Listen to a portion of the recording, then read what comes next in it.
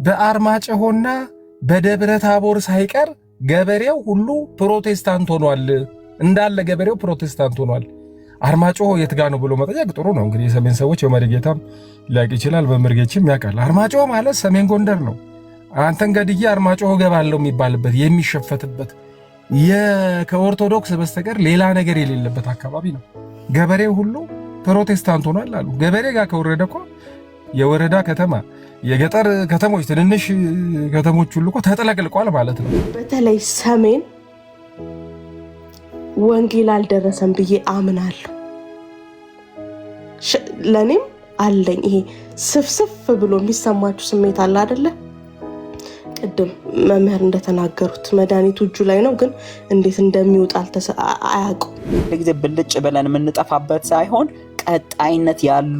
ቀጣይነት ያላቸውን ፕሮጀክቶች ተቀርጸው ደግሞ ስራ መስራት ያስፈልጋል ብዬ አምናለሁ።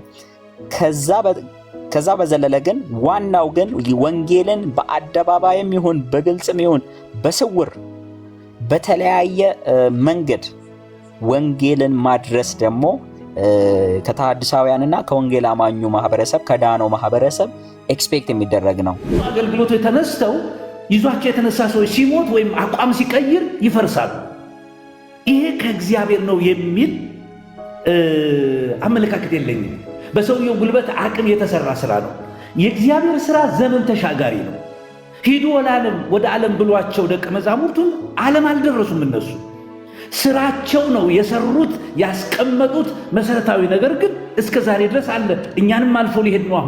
አሁን እኔና ሜርሲ እዚህ ጋር በጭልጋ ወረዳ 6000 ገበሬ ጌታን ተቀበለ ብንል ይኸው ቀደዳ እንትን ይሰራብናል። በኋላ ፕሮግራም እንትን ተደርጎ ቤት ተከፍቶ ይኸው የጴንጤዎችን ውሸት ተመልከቱ፣ በጎንደር በአርማጭሆ በጎርጎራ በምናምን እንዲህ አሉ ይሉናል። ግን ከነሱ ደግሞ ስንሰማ ደስ ይላል። እኔ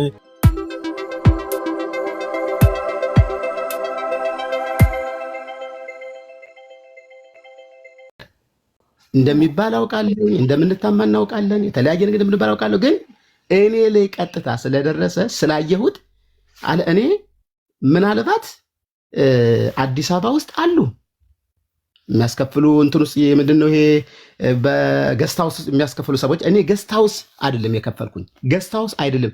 እዚያው ቸርች ውስጥ ገብተን የማይከፍሉ ሰዎችና የሚከፍሉት ወንበር ተደርድሮ ጥቁር መጋረጃ ተደርጎ ነው።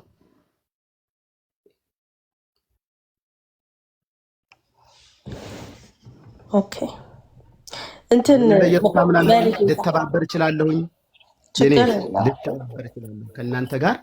ያ የት ነው ያለሽ አንቺ? እኔም አሜሪካ ነኝ ያለሁት። አሜሪካ ነው ያለሽ? ኦኬ የት ስቴት? ኦሃዮ። ኦኬ እኔ ሜሪላንድ ነው ያለሁኝ። ኦኬ ያ ምንድነው አሁን የተናገሩትን ሁሉ ተቀብያለሁ። ቅድም እንዳልኩት አለ አይደለ አንዳንዴ ኢንቴንሽናሊ ስም ለማጥፋት ሶሻል ሚዲያው ላይ ያሉ ሰዎች አሉ። አንደኛ እንደሱ መስሎኝ ነው። ሁለተኛ ደግሞ እርግጠኛ ነኝ መርጌታ በተለይ በወንጌላውያን አማኞች ደረጃ ትክክል ያልሆኑ አካሄዶችን የማውገዝ ችግር እንደሌለ ያምናሉ አይደል? ትክክል ያልሆኑ ነገሮችን እኛ በማውገዝ አንታማመችም። ትክክል ያልሆኑ ልምምዶች፣ እንደ እግዚአብሔር ቃል ያልሆኑ አካሄዶችን አገልጋዮችን ነቢያት ነን የሚሉ የትኛውንም ሰው ቢሆን እኛ የማውገዝ ችግር የለብንም። ሰው ነው ተወግዞም መሄድ የማያቆመው ሰው ነው እንጂ ቤተክርስቲያኒቷ በካውንስሉም ደረጃ በህብረትም ደረጃ ታወግዛለች፣ ትክክል ያልሆኑ ልምምዶችን ማለት ነው። ቄስ ጋር ገብቻለሁ፣ ካውንስሉ ጋር ገብቻለሁ፣ ባይዘው ቄስ ጋር ገብቻለሁ፣ ካውንስሉ ጋር ገብቻለሁ። ሁሉም ማንኛውም ክርስቲያን የውጭ አይደለም። እንደውም እኛ ክርስቲያኖች የምንታወቅበት የመጀመሪያ ቤታችን ነው የምናጠራ አይደል? ቤታችን ላይ እንቃወማለን፣ እንደ ወንጌል ያልሆነውን ነገር ሁሉ እንቃወማለን። እና ይሄ ፐርሰናሊ እኔ አሁን ጠይቂ ያልኩሽ ይሄንን ልጅ አሁን ማወራሽን ብትጠይቂ ስለኔ ብዙ የሚያውቁኛሉ ብዙ። እንደዚህ ያለም ነገር ውስጥ አልገባም፣ የለውበትም ከእንደዚህ ያለም። እኔ ወንጌል በመስራት ነው የምታወቅ። ወደ ሰሜን ደግሞ ያው ለምድሬ ስለሆነ ወንጌል እሰራለሁ። እዚያ ልጆችን በማስተባበር እግዚአብሔር ሰዎች ከራሴም ደግሞ ሰዎች ማግዘውኝ ራሴ ሄጄ አደርጋለሁኝ። ስለዚህ ይህንን የተናገርኩሽን ነገር በእውነት ነቢይ ዘካርያስን ዝም ብዬ ለመናገር ከሆነ ይሄው ሕያው አምላክ እግዚአብሔር ይፍረድ። መርጌታ እኔ አመንኩት እኮ እኔ የመሰለኝ በቃ እኛ እዚህ ሶሻል ሚዲያ ላይ ቤት ስንከፍት ብዙ አይነት የሚመጡ ሰዎች አሉ። አሁን አምኜውታለሁ እኮ አምኜውት ነው ሚውት አድርጌ የምሰማ አውሩ ብዬ እኮ እድል ሰጠሁኝ ያዩትን ነገር በሙሉ። ስለዚህ ሄዶ እኔ ቅድም ብያለሁኝ ያን ነገር ንስሐ ገብቶበት ከሆነ ኦልሬዲ ጨርሷል። ከጌታ ጋር የጨረሰውን ሌላ እንትን አልከፍትም። አሁን የማያደርግ ከሆነ ግን የሚጽፉ ልጆች እኮ እንዳሉ ክርስቲያን ልጆች ማውቀው አሁን የጻፈ ልጅ አለ የወጣ እንዲህ ደርሶብናል ያሉ ሰዎች አሉ አሁን በትክክል። ስለዚህ ምን ማለት መሰለሽ መቼም ችግር የሌለበት ሰው የለም ማለት ችግር የሌለበት ሰው የለም። የካራክተር የባህሪ ችግር የሌለበት ሰው የለም። ግን በወንጌል ላይ የምንዋሸው ውሸት ግን ነውር ነው። በፍጹም በፍጹም። እሱን የመሰለ ታላቅ አገልጋይ እግዚአብሔር በእጁ ድንቅና ተአምራትን የሚሰራበት መዓት ቸርች ስትሄጂ ይሄ ክራንች ሰዎች ጥለውት የሄዱት ሞልቶታል ውስጡን። ግን ይሄንን ችግሩን የሰማይ መልአክ መጥቶ አይነግረውም። እኛንን የምንነግረው ወንድሞቹ እኛን። ምናልባት አሁን እሱ ያለበት ፖዚሽንና ሌላው ያለው እዚያ አካባቢ ያለው የሚያስገባም አይደለም፣ እሱ ጋር ቀላል አይደለም እነሱ ጋር ለመግባት ያለው እንትን። ስለዚህ እኔ አሁን አገሬ እዚያ ሆኜ ቢሆን በእውነት ጎንደር ድረስ ቢሆን ፋይት አደርጋለሁ፣ እቃወማለሁኝ። ያለውን ነገር እንዲህ አድርገዋል። ማርቆስ በሄደ ጊዜ ከሄደ በኋላ ነው የሰማሁኝ። እኔ እዚያ ያሉ ልጆች ነገሩኝ። እና ወንጌል አይሰበክ አይደለም፣ ወንጌል በመሰበኩ ደስተኞች ነን። ሰዎች ነፃ በመውጣታቸው ደስተኞች ነን። ግን የግል ፍላጎትን በወንጌል በኩል አስታከው እንደዚህ የሚያደርጉ እኔ ስላለኝ ነው የከፈልኩኝ። እግዚአብሔር ይመስገን ጌታ ረድቶኝ ስላለኝ ነው የከፈልኩኝ። የሚከፍሉት አጥተው የተቀመጡት ግን ሁል ጊዜ ሳስብ አለቅሳለሁኝ። እግዚአብሔር የሰጠን ጸጋ ለዚህ ነው የሰጠን። ኢትዮጵያ ውስጥ የጸጋ ችግር የለም፣ የካራክተር ችግር ነው የሞላ። በቃ ገንዘብ ሲሏቸው የተሰጣቸውን የማያውቁ ምንም ከሱ የሆነ ነገር የለም እኮ እንዲሁ በነፃ። ሁለተኛ ደግሞ የትኛውም አገልጋይ ትክክለኛ ሆኖ አይደለም ጳውሎስን ታማኝ አድርጎ ስለቆጠረ ተቆጥሮ እንጂ እውነተኛ ሆኖ አይደለም እኮ የሚያገለግል። ማንኛውም አገልጋይ ታማኝ ተደርጎ ስለተቆጠረ ጌታ ስለቆጠረው እንጂ ሪሊ ሆኖ አይደለም። ልክ እንደ ጽድቃችን እኛ ሰርተን አይደለም የጸደቅነው፣ ክርስቶስ የሰራውን ለኛ የተቆጠረልን አይደል? በአዳም እንደተቆጠረብን በክርስቶስም። ለዚህ ነው ብዙ ጸድቃቸዋል ሲባል እንደው ዝም ብለን በእምነት ብለው ሰዎች እንትን የሚሉ ክርስቶስ የሰራው የመስቀል ስለኔ እግዚአብሔር አብ ኃጢአት አደረገው። ኃጢአት ሰርቶ አይደለም ተደርጎ ነው። እኔም ደግሞ ጻድቅ ነኝ ስል ሰርቻ አይደለም ተደርጌ ነው። አገልግሎቴም እንዲሁ ተደርጌ ነው እንጂ የተለየ የኔ ጽድቅ፣ የኔ ቅድስና፣ የኔ በጎነት፣ የኔ መልካምነት መስፈርት ውስጥ ገብቶ አይደለም ጌታ ይሄን ያደረገ እና እደግፈዋለሁ። እኔም እደግፈዋለሁ፣ ግን እቃወመዋለሁ። ይሄን ደግሞ እቃወመዋለሁ። እኔንም የሆነ ነገር ካየሽብኝ መልካም ጎኔን ልትደግፊ ትችላለሽ። ያኛውን ግን መልካም ጎኔን ምንድነው መጽሐፍ ቅዱስ የሚል ከመልካም ሽቱ መልካም ይሻላል አለ የሚል ያን የሚያጠፋውን እህቴ ስለሆን ትመክሪኛለሽ። ደህንነት ይሄን አስተካክል እባክህን። ይሄ አገልግሎት በጣም ጥሩ ነው፣ ጌታ ይባረክ። ነገር ግን መጽሐፍ እንደሚለው መልካም ኑሯችሁን እያዩ ነው የሚል። ይሄ ካራክተር አፍቅሮ ነዋይ ካለብኝ፣ ዘማዊ ከሆንኩኝ፣ ሌባ ከሆንኩኝ፣ ውሸተኛ ከሆንኩኝ ይህን ነገር አስተካከል። ቅድም እንዳልኩሽ የሆነ መልአኩ ገብርኤል ሚካኤል አለም የሚላክ አንቺን ነው እግዚአብሔር ለኔ የሚልክ አዝ ወንድሜን ነው ለኔ አጠገብ ያለውን ይሄን ነገር የሚነግረኝ። ይሄን ነው የምልሽ። እና በሰሜን ወንጌል ላይ እተባበራለሁኝ። አሁንም እንገናኝ በውስጥ መስመርም በሌላም። እኛ ዋጋ ያልከፈል ማንም ሊከፍል አይችልም። እኛ ያልደረስንለት ማንም ሊደርስለት አይችልም። ተባረኪልኝ። እኔት የሚናገር ሰው ካለ ይናገር። እኔ ዝም ልበል? አይ ሌላ ሰው የለም። መርጌታ ተባረክ። ጌታ ኢየሱስ ይባርክህ። እውነት ነው። የወንጌል የጸጋ ችግር የለም አሉ እግዚአብሔር ያስነሳቸው በዘመናት መካከል ለወንጌል ስራ የካራክተር ችግር እንዳሉት ደግሞ ምንድነው ፍቅረ ነዋይ ነው የሚባለው ገንዘብን የመውደድ ችግር ኦፍኮርስ አሁን እኔም ስለማውቀው መናገር እችላለሁ። ይሄኛውን ግን ስላላየው ነው አላየውኝም። እርሱ ያዩትን ተናግረዋል፣ ተቀብያለሁ። መስተካከል አለበት። እንደዚህ አይነት ነገር መጽሐፍ ቅዱሳዊ አይደለም። እውነት ነው፣ መጽሐፍ ቅዱሳዊ አይደለም። እናወግዛለን እንደዚህ አይነት ነገር። ለምን እንደተናገርከው አንተ ጌታ ኢየሱስ ክርስቶስ በነፃ የሰጠንን ነገር በነፃ እንድንሰጥ ነው እንጂ ሽጠን እንድንሰጥ አላደረገንም። እሱም ከየትኛውም ቦታ ላይ እሱን አይደለ የእምነታችን ጀማሪና ፈጻሚ ክርስቶስን እየተመለከትን ነው አይደል የሚለው።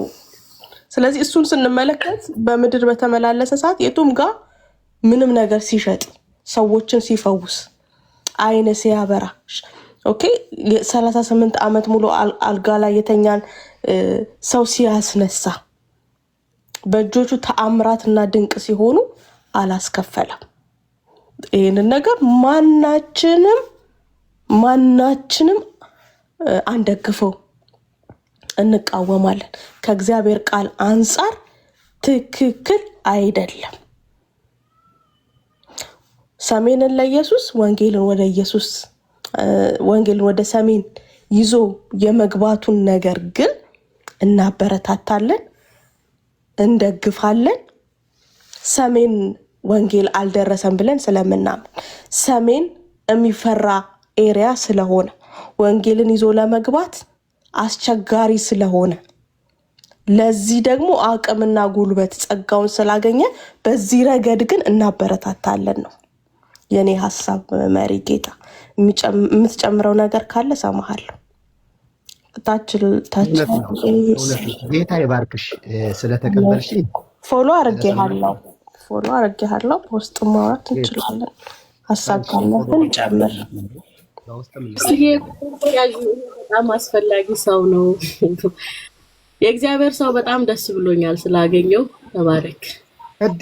ዲቦዬ እንዴት ነሽ? ሁሉ መልካም? በጣም ኦ ማይ ጉድነስ በጣም ታስፈልጋለህ አንተማ። ተባረክ። ባለቤት ልጆች ደህና? እግዚአብሔር ይመስገን ሁሉ ሰላም። ጌታ ኢየሱስ ይባረክ። ተባረክ። ሀሳባችሁ እሺ። እና ይሄንን ነገር ተባረክ። ቀጥል መርጌታ። ይሄንን ነገር አሁን ያልኩሽ ነገር በጣም የተለመደ ነው። እንደዚህ ያለ ነገር በኖርኩበት ኢትዮጵያ ውስጥ በጣም የምቃወም ልጅ ነኝ። ማንም ያውቃል። በዚህ እውነት ላይ አውቃለሁ። ወንጌል አሁን እዚህ ገብተው የሆኑ ልጆች መጥተዋል። አሁን ወደ ጉራጌ ተወላጆች እየነገሩኝ ነው። 1 ወር ሙሉ ጉራጌ ምድር ላይ ገብተዋል። እዚህ እየጻፍኩለት ነው ከለያለኝ 1 ወር ሙሉ ወንጌል ስንሰራ 1 ወር ሙሉ በርበሬ ሊደፋብኝ መካከል ላይ የገባ ሙስሊሞች ሊደፉብኝ እኔ ልሙት ብሎ የገባ ልጅ አለ። ቆጥረን አይደለም፣ ፖስት አይተን አይደለም፣ የሆነ ነገር አስከፍለን አይደለም። ለወንጌል እዚያ ምድር ላይ ስንከፍል የነበረ ማለት ነው። እኔ በጣም ነው የምቃወም እንዲህ ያለን ሰው። ቅድም እንዳልኩሽ ትልልቅ ጸጋ እያላቸው ግን በእንደዚህ ያለን ነውር በሆነ ነገር ላይ መውደቅ ሌላ አለ። አሁን ገና ጉድ አሁን ይኸው ዲቦራም አልሚየው ገብታለች ታውቃለች። በቅርብ ስለመጣው ነው እንጂ በእኛ በሰሜኑ አገልግሎት እንደዚህ ሚሽነሪ እናዘጋጃለን እያሉ ገንዘብ የሚበሉ ከኢትዮጵያ ዶክተር ነን የሚሉ እዚህ የሚመላለሱ አሉ። አደባባይ ልወጣ ነው ጊዜ እየጠበቁ ነበረ። እዚያ ያሰማሩ ልጆችን ምናልባት በሰሜን በተሐድሶ አካል ካለ ላውቀው እችላለሁ፣ ማንም ብትነግሪኝ። እዚያ ግን በእነሱ ስም ገንዘብ የሚበሉ ሁለተኛ ያልዳነውን ዲያቆን አረቂ እየጠጣ ያለውን ለስም ብቻ ገንዘብ እየተከፈለ ከዚህ እየተላከ እንዲህ እንሰራለን እያሉ ብዙ የሚያጭበረብሩ ይሄንን ጊዜ ጌታ ሰጥቶኛል። ስማቸውን ሁሉ አውቃለሁ። በአደባባይ ላይ እዚህ ምድር ላይ ከዚህ ነው የሚሰበስቡ። ተገልጬ እንዲቀርቡ ፈልጋለሁ። የሰለመውን ልጅ ሁሉ ሳይቀር ገንዘብ እየላኩ ይሄው የድኗል እያሉ ገንዘብ መቀበያ ያደርጋሉ። ወንጌል ንጹህ ነው። ወንጌል ቅዱስ ነው። አባቶቻችን ሐዋርያት እንደዚህ አላስተማሩንም። ሰው ሰርቶ መቀየር ይችላል። ግን በወንጌል ስም እንደዚህ የተደረገ ማድረግ እኔ ልንገርሽ፣ ያኔ እግዚአብሔር ምስክሬን እምልሽ በቃ ይመጣብኛል። አልቅሼ ነው የወጣሁኝ። አልቅሼ ለምን ስለከፈልኩ ያለም እኮ ነው ያለቀስኩኝ። ቸርች ውስጥ መጋረጃ ተደርጎ እነዚህ እጃቸውን እየለመኑ ለምን አትገቡም ገንዘብ ብር ስለሌለን የሚሉት እያለቀሱ እንደዚህ ነው እያለቀሱ እና እኛ ብዙ ድምፃቸውን አጥፍተው ሰሜን ላይ የሚሰሩ ልጆች አሉ ንጹህ ወንጌል የሚሰብኩ አሉ እኮ እነ ዶክተር ማሙሻ ለሰሜኑ ራዕይ ያላቸው እኮ ዶክተር ማሙሻ ልጆች አሉ ያስተማሯቸው ነው መርጌታ በቃ ትክክል በቃ እሳቸው ዶክተር ማሙሻ በጣም ሰሜን ላይ ይሰራል። መጽሐፍ ቅዱስም የሚልከው በብዛት እሱ ነው። ትክክል፣ በጣም ትክክል። ይቀጥሉ።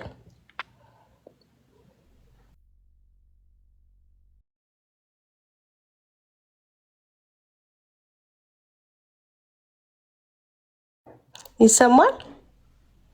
ቀጥል ማለት ይሰማል። ይኸው እነ መምህር ጌታቸውን ገብተው በሰሜኑ አገልግሎት ውይይት ቢደረግ እያሉ እየጻፉ ነው። ማን ሌባ እንደሆነ ነው ያውቀዋል። ማን ነው ወንጌል የሚሰራ ነው ያውቀዋል። የኖርኩበት ስለሆነ 20 ምናምን ዓመት ዋጋ የከፈልኩበት ስለሆነ በዚህ አገልግሎት ላይ ማለት ነው 26 ዓመት ማለት ነው። እና በዚህ ርዕስም ልክ አሁን እዚህ ያለን ሰዎች በውስጥም ተገናኝተን እንደገና ይፋ አውጥተን ማን ነው የሚሰራ ማን ነው የማይሰራ ማን ነው ትክክል የሚለውን ነገር ብንነጋገር በቃ ይሄ ነው የሚጠቅመን። ይሄ ነው የሚጠቅመን። ይሄ በጣም ለሆነ ለአንድ ቀን ክሩሴድ አይደለም እኮ ወጥ የሆነ ወንጌል ስራ መሰራት አለበት። ሰሜንን ለኢየሱስ ደግሜ ደጋግሜ እላለሁ። ሰሜንን ለኢየሱስ እና ለዚህ ዋጋ ካልከፈል ለምንም አልከፍልም። ግን እንዲህ ስናወራ ሌባ ከሆነ ሌባ ነህ፣ ይሄን ታደርጋለህ። ራስን አስተካክል። አገልግሎትን እንፈልጋለን፣ እንወዳለን፣ በጌታ ወንድማችን ነህ። ይህን ግን አቁም። በቃ እግዚአብሔር ይመስገን ያ ሰው እያደገ ነው የሚሄድ፣ እየተለወጠ ነው የሚሄድ። ስለዚህ በዚህ በሰሜኑ ወንጌል ዙሪያ ብዙ ሰዎች አሉ፣ ለዚህ እውነት የሚቆሙ ሰዎች። ግን በዚሁ ትክክል ደግሞ ሌባ መዓት አለ፣ የሌባ መዓት አለ።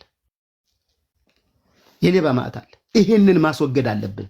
እኔ ወጥቼ እናገራለሁ ያልኩት ለምሳሌ ያን ሰሜን ወደ ደብረ ማርቆስ አካባቢ የሚመራው መርጌታ ይስሐቅ ነው የሚመራው። መርጌታ መምህር ጌታቸው ስም አትጥቀሱ እያሉ ነው። እሺ አለ እዚያ የሚመራ ልክ ነግሬዋለሁ። ለሱ ነግረው ነበረ። ከዚህ የሚገባ አሁን መምህር ጌታቸው ከሳቴ ብርሃን ሄደን ተጫውተናል፣ ስለ ወንጌል አውርተናል። ጊዜው ምንም ስላልነበረ ወደዚህ መጥቼ ነው እንጂ ቁጭ ብለን ተወያይተን ተነጋግረናል እንዴት ማድረግ እንዳለብን። አሁን እነሱ ጋር ትልቅ ወንጌል ይሰራል፣ በትክክል ወንጌልን ያደርሳሉ። ሚሽነሪዎች አሏቸው። አሁን አይደለም ብዙ ዋጋ ከፍለዋል እነዚህ ሰዎች።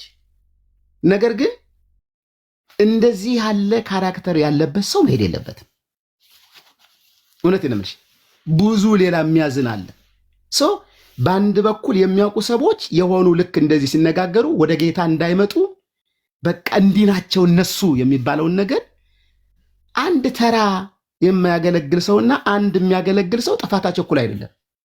ሁለተኛ እኒህ ሰዎች ደግሞ ይሄ ወንጀል እንደሆነ ያውቀዋል። አላዋቂ አጥፊ ቢሆን ኖሮ ወንድም ያዝንለት ነበረ። ግን አዋቂ አጥፊ ነው። አላዋቂ አጥፊ ያሳዝናል፣ አዋቂ አጥፊ ግን ያናድዳል። አታዝኝለትም። ስለዚህ ልክ ይሄንን ተነጋግረን ቴንኪዩ እየጻፋችሁልኝ ስም አልጠቅስም። እሺ ቴንኪዩ ተነጋግረን በግልጽ በውስጥ መስመር አውርተን እንዴት ነው ወንጌል መሰራት አለበት፣ እዚያ በእውነት የሚሰሩት እንዴት እንርዳቸው፣ እንዴት እናግዛቸው፣ እነማን የት ነው የሚሰራ፣ የት አለ፣ ሰሜን ጎንደር የሚሰሩ አሉ፣ ደቡብ ጎንደር የሚሰሩ፣ ትግራይ ውስጥ የሚሰሩ አሉ፣ ጎጃም ውስጥ የሚሰሩ አሉ፣ በየትም ያሉትን እናውቃቸዋለን። እና ለትክክለኞች ትክክልን ወንጌል ማድረስ የሚችሉ አየሽ፣ የሆነ ነገር ተጽፎ የማይሰጣቸው የማይጨበጨብላቸው ፖስታ የሌላቸው ግን ዋጋ የሚከፍሉ ዋጋቸውን ተምነው። ለዚህ ነው መጽሐፍን በእርሱ ልታምኑ ብቻ አይደለም መከራን የምትቀበሉ እንጂ ነው የሚል የእግዚአብሔር ቃል። ስለዚህ የተጠሩበትን መጠራት ገብቷቸው የሚያገለግሉ አሉ። እንደነዚህ ያሉትን ደግሞ እንደነዚህ ያሉትን አሁን እንዳልኩሽ ባለቤቱን እንዲህ የምታገኝ የምትሰሚ ከሆነ ብታገናኘኝ እሷን ራሱ ባገኛት እሱንም ባገኘው ደስ ይለኛል። ምክንያቱም ለምን ካልሽኝ አልቀጥልም። እኔ እሱን አግኝቼ ብነጋገር ይሄን ነገር እኔና እሱ ብነጋገር አልቀጥልም። እንደዚህም አረገ ብዬ ለዘላለም አልናገርም፣ አላወራም። ኢየሱስን ባወራ ይሻለኛል። አትሊስት እዚህ ጋር የእሱን ፎቶ ስላየው ነው የገባው የነበረ እና ደስ ብሎኛል። ፎሎ ባክ መልሳለሁኝ። የሚፈልግ ሰው ማንኛውም ሰው በዚህ በሰሜኑ አገልግሎት ዙሪያ መነጋገር እንችላለን፣ ማውራት እንችላለን። እግዚአብሔር ይባርክሽ። ይሄን ነው የምልሽ የኔ እህት። አሜን። መርጌታ ገብቶኛል። አሁን መጨረሻ ላይ ከተናገሩት ወንጌል የህይወት ምስክርነትን ይሻል ነው በቃ ባጭሩ። ለምን ፈርስት ኢምፕሬሽን የሚባል ነገር አለ አይደለ?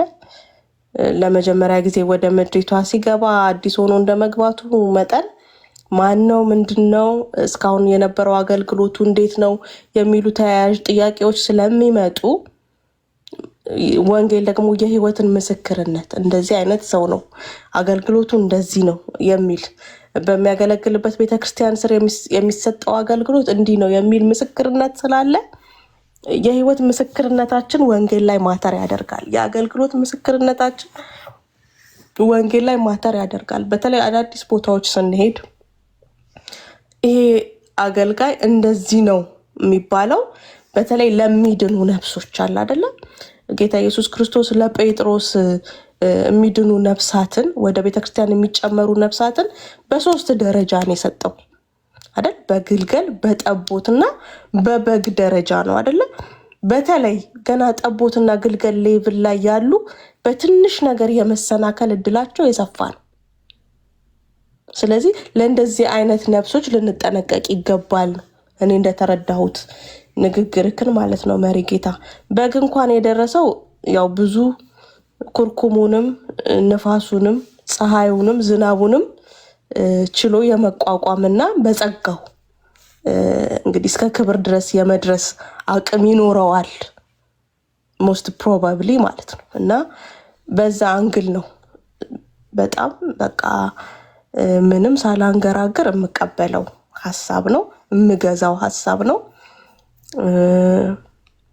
ተባረክ። ጌታ ኢየሱስ ይባርክክ። ትእዛዙ ገብቷል ካለ የሚሰማን ከሆነ የሱን ደግሞ ሐሳብ እንስማ። ትእዛዙ አለክ? ለኔ ይታየኛል። ሰላም ለምንከ በላለዴን ጣብያለሁ። ይሰማል? እሺ እስኪ ቀጥል። እኔ ሰባት ቤት ስለሆንኩኝ የተንቢ ነው የሚባለው። የተንቢ ቀጥል። እሺ ሰላም ለእናንተ ይሁን። እንዴት ናችሁ? በጌታ የተወደዳችሁ እንደምናህቶች እና ሜርሲ። ጌታ ኢየሱስ ይባርክሽ። ሁሉ ጊዜ ያው እከታተላለሁ እንደዚህ አይነት ያሉ ነገሮችን ያወጣሽ ለህዝቡ ስለምታጋልጪ ያው የጌታ ቅናት በጣም በውስጥሽ እንዳለ ነው የሚገባኝ። ተባረኪ። ያ ብዙ ጊዜ ኤርሚ ቤትም እከታተልሻለሁኝ። አንቺም በግልሽ ቤት ከፍተሽ እንደዚህ አይነት ያሉ ሐሳቦችን አውጥተሽ ያው ግልጽ ታደርጊያለሽ። ተባረኪ እና መሪጌታ ደህንነትም ያው ጌታ ኢየሱስ ይባርክህ። ብዙ ጊዜ እኔና እሱ በጉራጌ ምድር ላይ ወንጌል ሰርተናል። ያው እኛ በሽሞሮ ቃለ ሕይወት ቤተክርስቲያን የወጣቶች ህብረት የአዲስ አበባ አስተባባሪ ወንጌል አስተባባሪ ኮሚቴዎች ነን እና ብዙ ጊዜ የወንጌል አገልግሎት ወደ ምድራችን ይዘነው ሄደናል። ብዙ ጊዜ በምድራችን ላይ ያው ወንጌል እንሰራል። ማለትም በምድራችን በጉራጌ በሰባት ቤት ያልደረስንበት የለም፣ በጣም ጥቂት ነው እና በብዙ በደረስንባቸው አካባቢዎች በሙሉ አጥቢያ ቸርች ተክለን ነው የምንወጣው። ዝም ብለን አይደለም። አንድ ጊዜ 2 3 ዙር በአመት ሄደን ወንጌል እንሰራና በዛ አካባቢ ሚሽነሪ እንልካለን። አማኞችን በዛ ሲሉ ቢያንስ ከ40 ከ50 100 ሲደርሱ አጥቢያ ተክለን ነው የምንወጣው። ቢያንስ አሁን በእኛ በስራችን 4 ወደ 5 አካባቢ የሚሆኑ አጥቢያዎች ተክለን እንወጣለን፣ ወጥተናል እስካሁን ድረስ ማለት ነውና በዛ አካባቢ መሪጌታ ደህንነትም ከኛ ወደ 3-4 አመታቶችን ያክል ሰርተዋል። ቅድም ያው ሲናገር ነበረ እንደዚህ በወንጌል ስርጭት በሄድንበት አካባቢ ሚጥሚጣ በጆግ እንደዚህ እያዘጋጁ ልክ ይመጣሉ ተብሎ ስለሚሰማ እና ቢያንስ 58 60 አጥቢያ ቤተክርስቲያኖችን አራት አምስት አገልጋዮችን እንዲልኩልን አድርገን ከነሱ ጋር በማህበር ሆነን ነው ወንጌል የምንሰራው። እና እንደዚህ ይመጣሉ ተብሎ ወሬ ሲሰማ ሚጥሚጣ በጆግ ምናምን ያዘጋጁና ልክ ፊታችን ላይ ለመጥፋት ያው እንትን ይላሉ፣ ይዘጋጃሉ ወጣቶቹ ምናምን። እና በዛ አካባቢ ነው እንደዚህ አዘጋጅተው እሱ ከኔ ነበረ ምድብ የደረሰው የነበረው። እሱ ደግሞ እሱ ብዙ ጊዜ ይዘነው የምንሄደው የሆነ እንደዚህ ገዳማት ያሉበት አካባቢ ይሄ ከመምህራኖች ጋር እንደዚህ ከገዳም መምህራኖች ጋር አገናኝተን ግዕዝም በአንዳንድ ነገሮችን ለመግባባት ብለን ይዘነው እንሄዳለን። ከሱ ጋር ነበር የደረሰኝ። እንደዚህ ሚጥሚጣ ፊቱ ላይ ለመጥፋት ሲዘጋጁ ነው ያኔ እሱ ላይ አደፉምና እኔ ላይ ድፉብኝ ብዬ እኔ ራሴን የሰጠሁት ማለት ነው። ጋር ለወንጌል ነው ይሄ ሁሉ። እና ብዙ ጊዜ እንደዚህ አይነት ነገሮችን ይሄ እግዚአብሔር በጸጋ ስጦታ የቀባቸው ሰዎች እና ሰጪውና ማን እንደሰጣቸው እና ከየት እንደተቀበሉ ስለማያውቁ ነው። ብዙ ጊዜ እንደዚህ አይነት ነገር አሁን ስለነሱ ስታወሩ ስለነበረ ነው። እና ማን እንደሰጣቸው እና ስጦታው ከየት እንደሆነ ስለማያውቁት ነው ብዙ ጊዜ።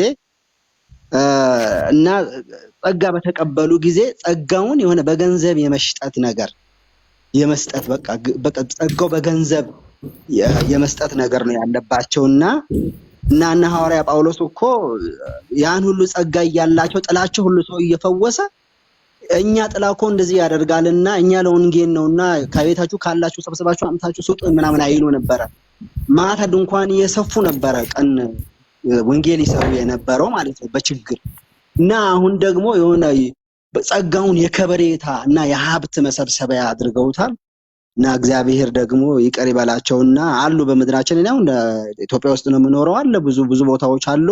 እና በጣም ነው እኔ በቃ ምቀናውና ወንጌል ምንድነው እግዚአብሔር ይሄን ሁሉ ጸጋ ሰጥቷቸው ምን ነው ወንጌል ላይ አያውሉትም። በቃ ወንጌል አንዳንድ ጊዜ ይቅርታ አድርጉልኝና ትዝም አይላቸውም። ምን በቃ ወንጌል በቃ ትዝም አይላቸውም። በቃ እነሱ ጸጋን የማሳደድ ነው እንጂ ወንጌል ወጥቶ የመስበክ ወንጌልን ሄዶ እንደዚህ በትውልድ ማለትም ሁሉም የተወለደው አዲስ አበባ ውስጥ አይደለም። በየክፍለ ሀገራት በሰሜኑ በደቡቡ በምኑ ነው የተወልዶ የመጣው እዛ ጋርና ያን ሀገራቸው የወጡበት ምድር ሁሉም ወንጌል አደረሰውም ሁሉም ወንጌል ቤቱ አልገባም የሚል ሸክም የላቸውም። ብቻ እዛ ጋር ያላቸውን እግዚአብሔር የሰጣቸውን ጸጋ በገንዘብ የማሳደድ እንጂ ያን ምድራቸው ዞር ብለው አያዩም። እኛ ከምድራችን ላይ ስንወጣ ምድራችን አይተናል፣ ህዝባችንን አይተን ነው ይሄን ያክል ምናችንም ሳንል ዛሬም ድረስ እንሰራለን ወንጌል። እኔም ዛሬ አሁን ያለሁት እንደው ኔትወርኩ ምናልባት ይሰማቸው አላውቅም፣ ወደ ጉራጌ ሀገር ነው ያለሁት።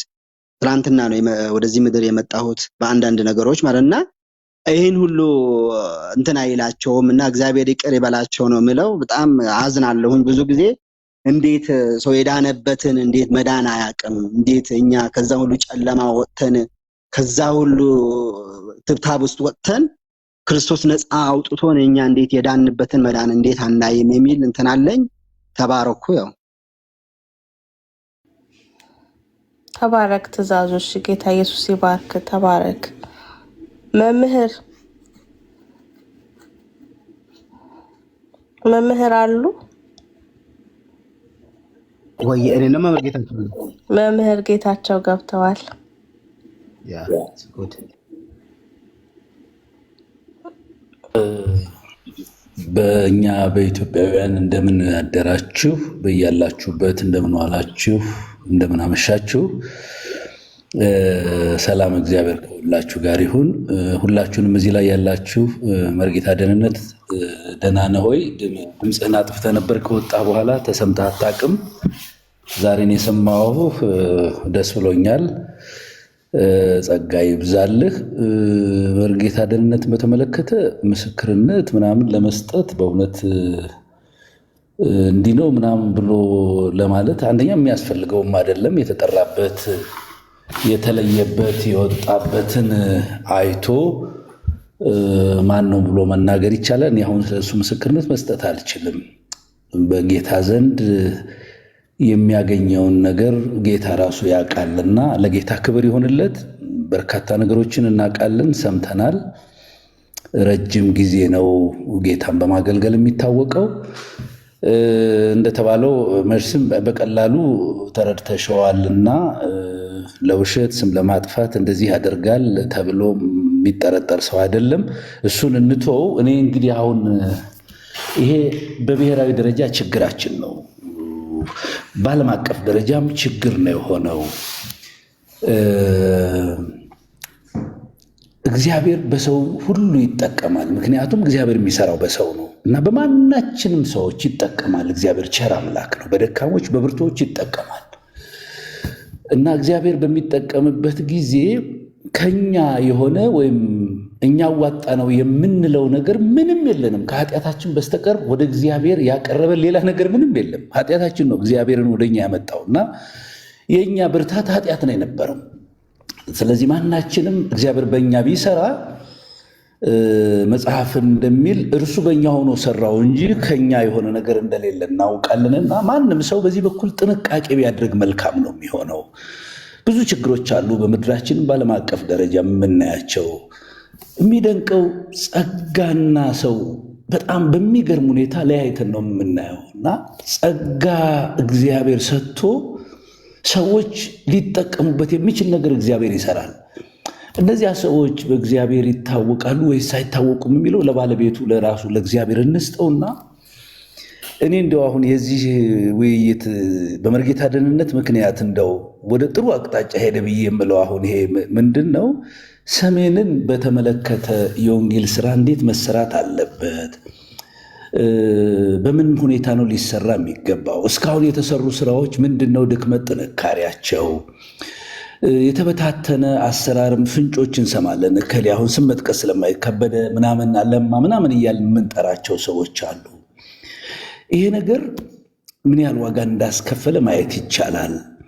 ለዚህ ህዝብ በተለይ ለምንድን ነው ሰሜኑ የሚባለው ለምንድን ነው ብሎ ደግሞ እንደገና ጉዳዩን አንስቶ መወያየት ይጠይቃል። በሰሜኑ የሀገራችን ክፍል ያለው ህዝብ ክርስትናን ተብሎ የተነገረውን ከተቀበለ አሁን እንግዲህ 1700 ዓመታት ይሆነዋል። አያት ቅድመ አያቱ ክርስትና ነው ተብሎ ተነግሮት ነው የነበረው። እስካሁን ድረስ እንዳየነው ግን መድኃኒት በእጁ ያለ ግን መድኃኒት ውጦ ያልተፈወሰ ህዝብ ቢኖር ሰሜኑ ነው። እንደምታዩት ባለበት ሁኔታ ስትመለከቱት ክርስትና ይዞለት የመጣውን በረከት ለመቀበል ያልታደለ ህዝብ ነው። እዚህ ውስጥ እንግዲህ የሚሰሙ አንዳንድ ኦርቶዶክሳውያን ቢኖሩ ሊበሳጩ ይችላሉ። እውነታው ግን ይሄ ነው። ለዚህ ህዝብ ወንጌል መድረስ መቻል አለበት። ለሰሜን አልደረሰም ብለን ስንል ደቡብ፣ ምስራቅ፣ ምዕራብ ምናምን ተጨርሷል ማለታችንም አይደለም። መካከል ኢትዮጵያም ወንጌል አልደረሰም። ዝም ብለን አንዳንድ አዳራሾቻችን ሞልተው ሆያ ሆይ ያልን እንጂ ህዝቡ አልተደረሰም። አሁን እውነት ለመናገር በተለይ ስፔሻሊ ሰሜንን በተመለከተ ሌት ያለ የውይይት መድረክ ተከፍቶ ሰሜንን በወንጌል እንዴት ነው መድረስ የምንችለው? ሰሜንን በወንጌል ብለን ስንልስ እንዴት ነው ወደዚያ የምንገባው? ራሳችንን የምናቀናበት የምናስተካከልበት ይዘነው የምንሄደው መልእክት ወንጌልስ ምንድን ነው ብለን በመወያየት እንደው ሰፋ ያለ ትከሻችንን አስፍተን ሊያደማል ሊያቆስናል የሚችል ሁሉ ነገር ሊፈጠር በሚችልበት ሁኔታ ውይይቱ ተደርጎ የሰሜን አገልግሎት ምን መሆን አለበት የሚለውን ውይይት እንደው ይሄን እድል ተጠቅመን አሁን መርጌታ ደህንነት በሱ ምክንያት ነው ወደዚህ የመጣ ነውና ወደ እሱ ነገር መምጣት ብንችል እኔ በጣም ደስ ይለኛል። ጥሩ ጊዜ ላይ ነው ያለነው። ችግር ላይ ነው ያለው። ደግሞ ሰሜኑ አካባቢ ሰላም የለውም። ድህነቱ የምንላቸው ነገሮቹ ተጽዕኖዎቹ አሉ። ግን በጣም ደስ የሚለው በለቅሶ ሰዓትም፣ በቀብር ሰዓትም፣ በሰርግ ሰዓትም፣ በደስታ ሰዓትም፣ በሐዘን ሰዓትም፣ በጦርነት ሰዓትም ሊሰበክ የሚችል መልእክት በእጃችን አለ። በጣም በሚገርም ሁኔታ በጣም ደስ ከሚለኝ ነገር ለምሳሌ የኮሙኒስት የፖለቲካ ሐሳብ የሶሻሊስት የፖለቲካ ሐሳብ ይዛችሁ ብትሄዱ እንደየዘመኑ አይሰራም። ለምሳሌ በሀገራችን ኮሙኒዝም ነበረ ወይም ሶሻሊዝም ነበረ። ዛሬ ሶሻሊዝም አይሰበክም፣ ጊዜ ጣለው። ከዚያ በኋላ አብዮታዊ ዲሞክራሲ ነው ብለው ይዘው መጡ። አሁን ደግሞ ጊዜ ጣለው። አሁን ደግሞ ሌላ መጥቷል። ደግሞ ይሄንንም ሌላ የሚጥለው ይመጣ ይሆናል። በጣም ደስ የሚለኝ በየትኛውም ጊዜ በየትኛውም ሰዓት ሊነገር የሚችል መልእክት ግን በእጃችን አለ፣ በእጃችን አለ። ስለዚህ በተቻለ መጠን ጥንቃቄ እናድርግ። በዚህ በማርቆስ ወንጌል ምዕራፍ 16 እንደተናገረው ጌታ ራሱ የማይለወጠውን የዘላለም ድነት የሚሆነውን ቅዱሱን ወንጌል ከፀሐይ መውጫ እስከ መጥለቂያ ድረስ በእጃቸው ላከው ይላል። ስለዚህ እኛ እጅ ያለው በማንኛውም ሰዓት በየትኛውም ዘመን የሚነገር መልእክት ነው ያለን። እማናፍርበት የማያሳፍር መልእክት ነው ያለን። እሱን እንዴት ነው ለሰሜን የምናደርሰው ብለን መጠንቀቅ ይገባናል ብዬ አስባለሁ።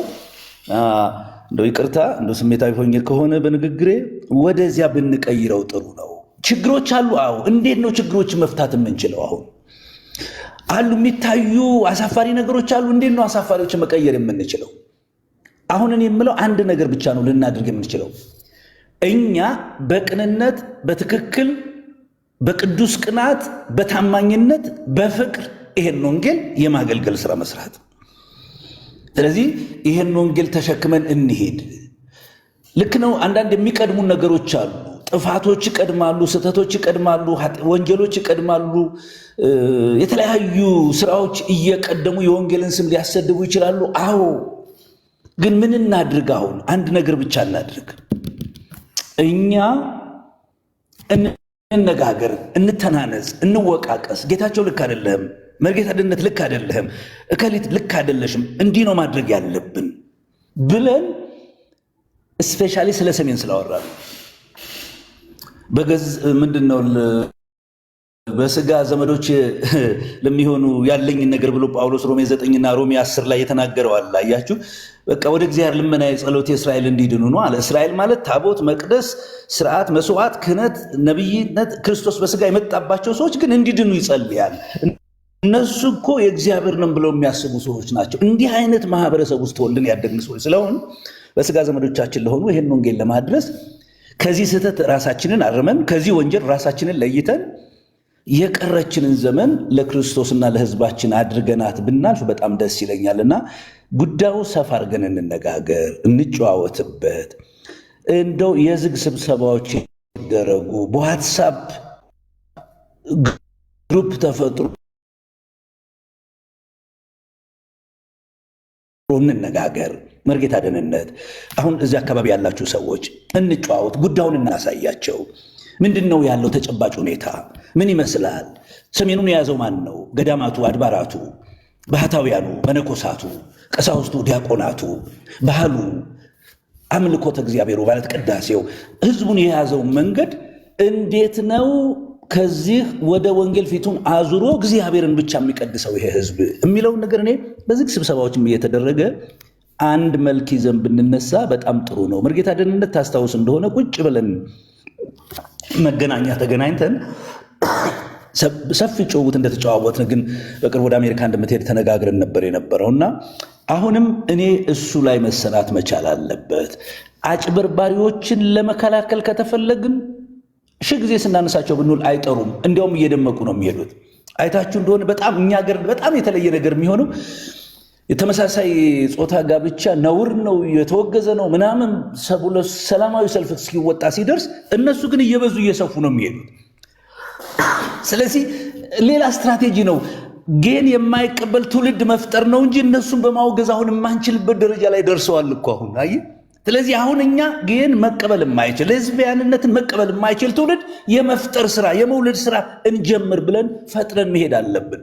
በተወገዙ ቁጥር በተናገርናቸው ቁጥር እየሰፉ አንዳንድ ደግሞ ግራና ቀኝ ማስተዋል የማይችሉ ሰዎች ጉዳዩን ከሌላ ነገር አንግል በማየት አጨብጫቢ በመሆን የሚገኙ ሰዎች ስላሉ እኔ አሁንም ሰሜንን በተመለከተ እንዳይበላሽ ምናልባት አሁን ልሳሳት ሊሆን ይችላል። አንድ ነገር ልናገር። የደቡብ የወንጌል አገልግሎትን በጣም አከብራለሁ፣ አደንቃለሁ። ባለፉት ዘመናት ታሪካቸውን አንብቤያለሁ። አሁን የደቡብ ክርስትና የደረሰበትን ደግሞ ስንመለከት ምን ችግር ተፈጥሮ ነበረ ብለን እንድናስብ ያደረገን ነገር ነው። አያችሁ፣ አሁን ደግሞ ተቀይሯል። ከመጠን በላይ የተቀየረ ነገር ነው ያለው። ሰሜኑንም ያጋጠመን ይሄ ነው።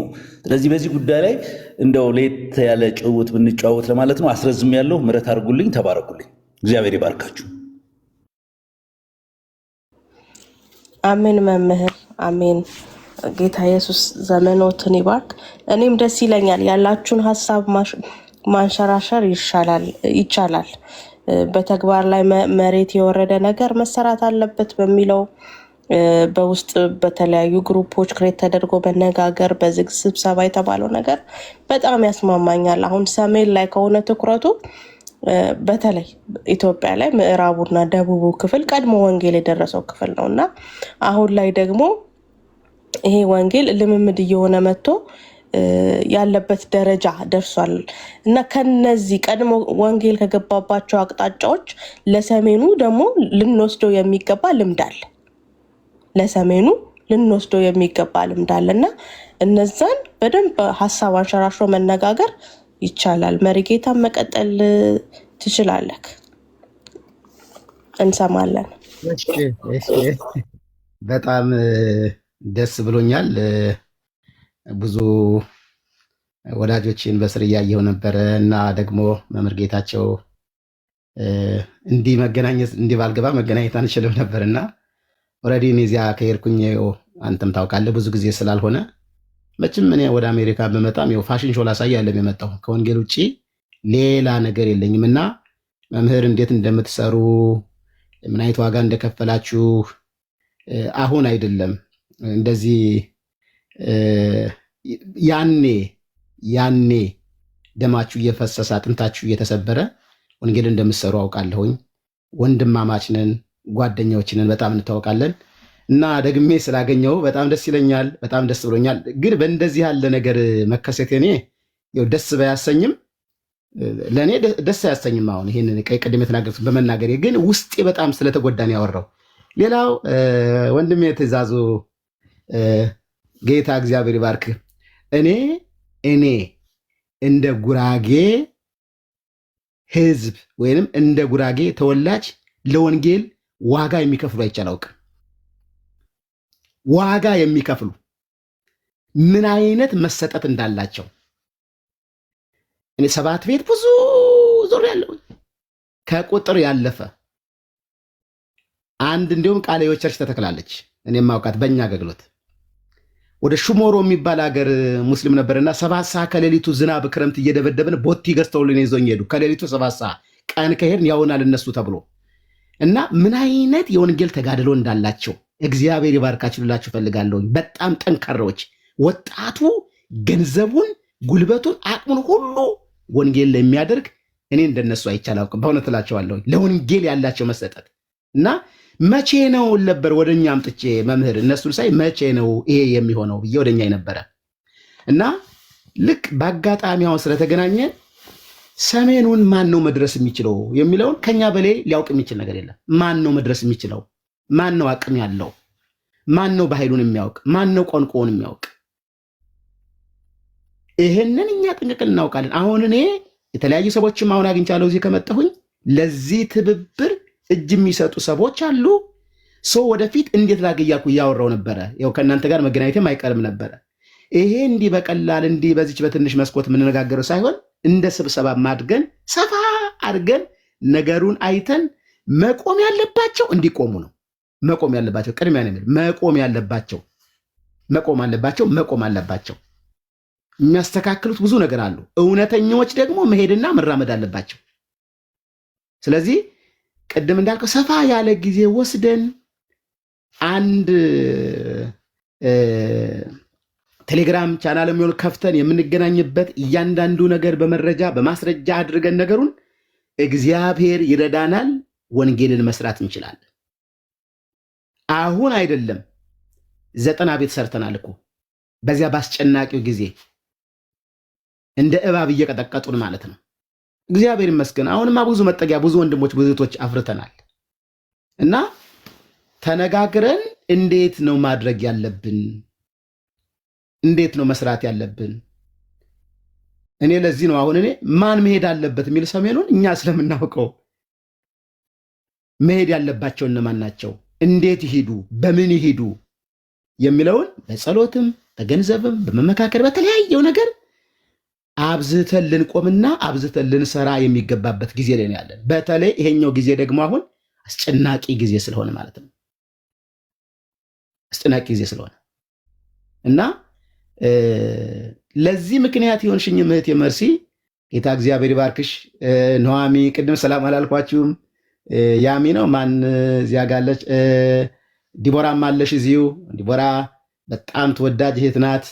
በጣም ጌታን የምትወድ በጣም ጌታን የምታገለግል ናት እና እንዲሁ ተገናኝተን እያወራን እንዴት መስራት እንዳለብን በዚሁ አጋጣሚ ማለቴ ይሄ የእግዚአብሔር ጊዜ ነው። እግዚአብሔር ነው የሰጠን። እኔ ተናግሬ ልወርድ ነበረ። እንዲያውም ጌታ ረድቶሽ እንጂ አፋፊ መተሽ ማስወረድም ትቺ ነበረ።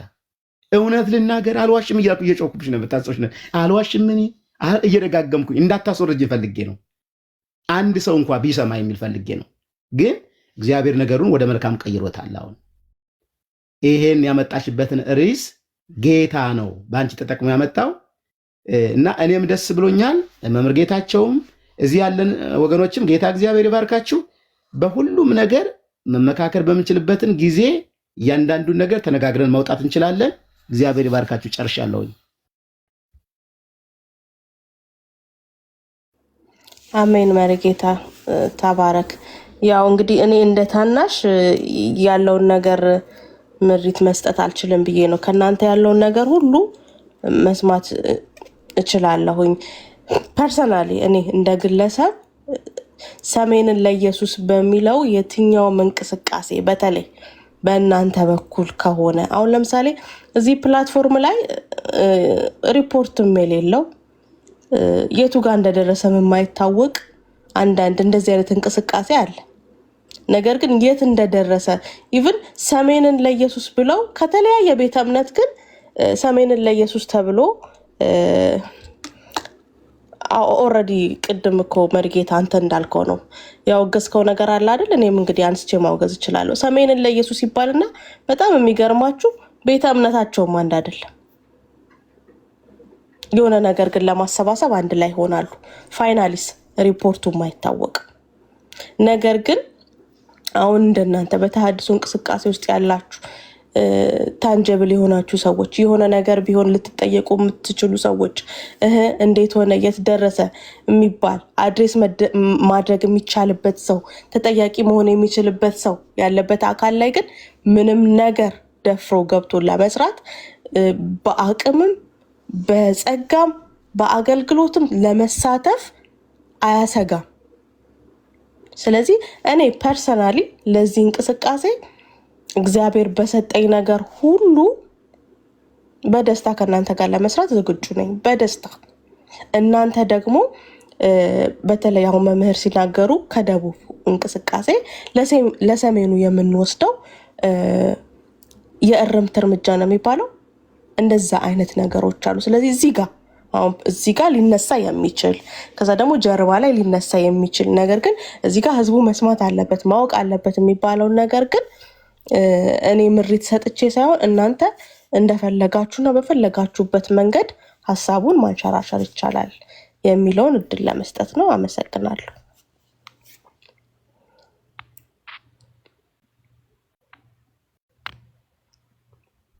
እስቲ እነ ዲቦራንም አስገቢና አልማዝም ጊዜ እሺ አልምይ ቀጥይሽ አለ ብርክ ያርግሽ አለሁኝ። መርጌታ ደህንነትን እኔ በጣም ስለምቀርበው መርጌታ ብያለሁ። አለምዬ በጣም የሚረብሽ ነገር አለ ከጀርባሽ። አጠፋው ሶሪ ሻይ የጮኸ ነበር አጠፋው እና በጣም እንደ ወንድሜ ስለሆነ ስለምንቀራረብ ደህንነት ብዬ ነው ምጠራው። እዚህ ጋር ዛሬ መርጌታ ስለ አፌን የያዘኝ ነውና ሀሳቡን ተቀብለሽ ቦታ ስለሰጠሽ ጌታ ኢየሱስ ይባርክሽ። በጣም የሚተጋ ሰው በጣም ከዛ ከወጣ በኋላ በቃ ለጌታ በቃ የተሰጠ ሰው ነው። ከዛኛው ቤት ከወጣ በኋላ ማለት ነው እና እዛ ቤትም ተፈላጊ ሰው የነበረ ሰው ነው እና የበለጠ ግን አሁን ወደዚህ መጥቶ እየሰራ ያለ ሰው ነው ብዙ ቦታ እና ጌታ ረቶት እንግዲህ እዚህ ባለቤቱ አምጥታ እዚህ ነው ያለውና የእግዚአብሔር ጸጋ ያለው ሰው ነው። እንሰራለን።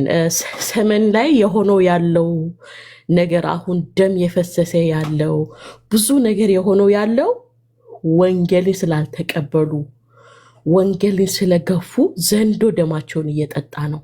ስለዚህ እኛ ወንጌልን እንደምንም ብለን እዛ ማድረስ አለብን። ሰላም እዛ ምድር ላይ መሆን አለበት እና እኔም ከጎናችሁ በጸሎትም በሚያስፈልገው ነገር ከጎናችሁ ለመሆን ዝግጁ ነኝ። አንድ መጽሐፍ ቅዱስ እንኳን ወስዶ ዛል ቢሰጥ ቢማሩ እውነትን እንዲያውቁ እንትን ቢሆን በጣም ጥሩ ነው ብዬ አስባለሁ።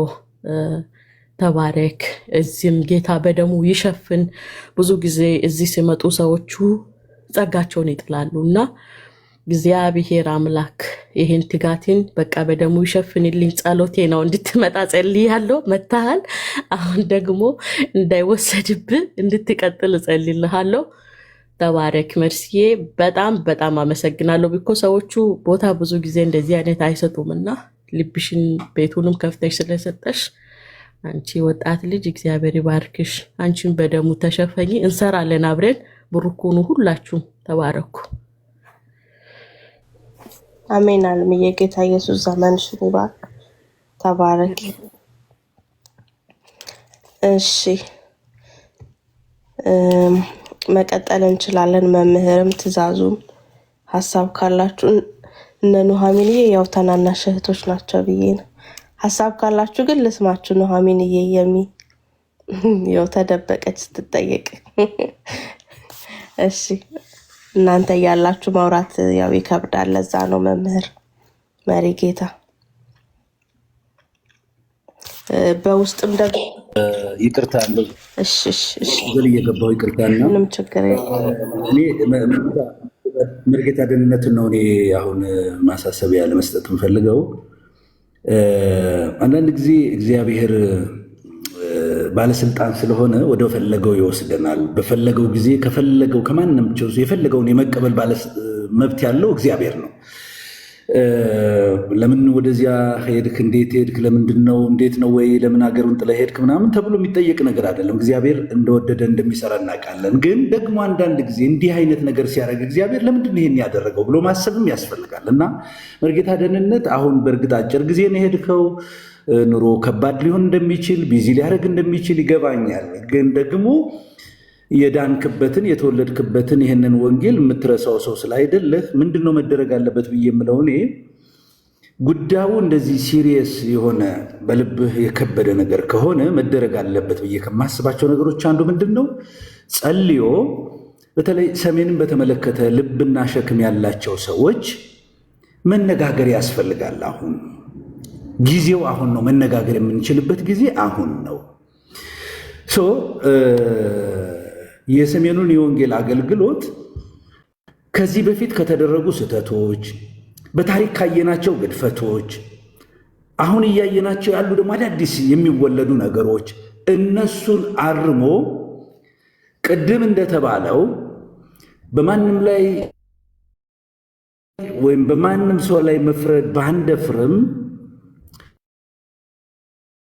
በግልጽ በሚታዩ ስህተት ወንጀል እንዲቀጥል እንዲሻገር እድል መስጠት ስለሌለብን ይሄን ነገር በኃላፊነት እዚህ አካባቢ ያላችሁ አሁን አሜሪካን አካባቢ ያላችሁ አውሮፓ እንደዚህ አንዳንዶችን እየነገርናቸው ነው ያሉ ሰዎች በስሜታዊነት ሳይሆን ዝም ብሎ የሆነ ነገር ከሌ መጣ ምናምን ተብሎ ሳይሆን ጥናትም ጥንቃቄም ባለው መንገድ ውጤታማ በሆነ መንገድ ወንጌልን ለሰሜኑ የሀገራችን ክፍል እንዴት ልናደርስ እንችላለን?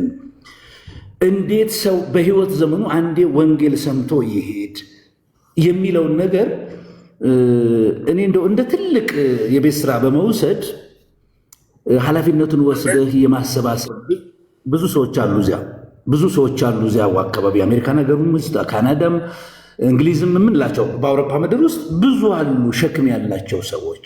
ግን አንዳንዶቹ ሲያጫውቱ ምንድን ነው የሚሉት?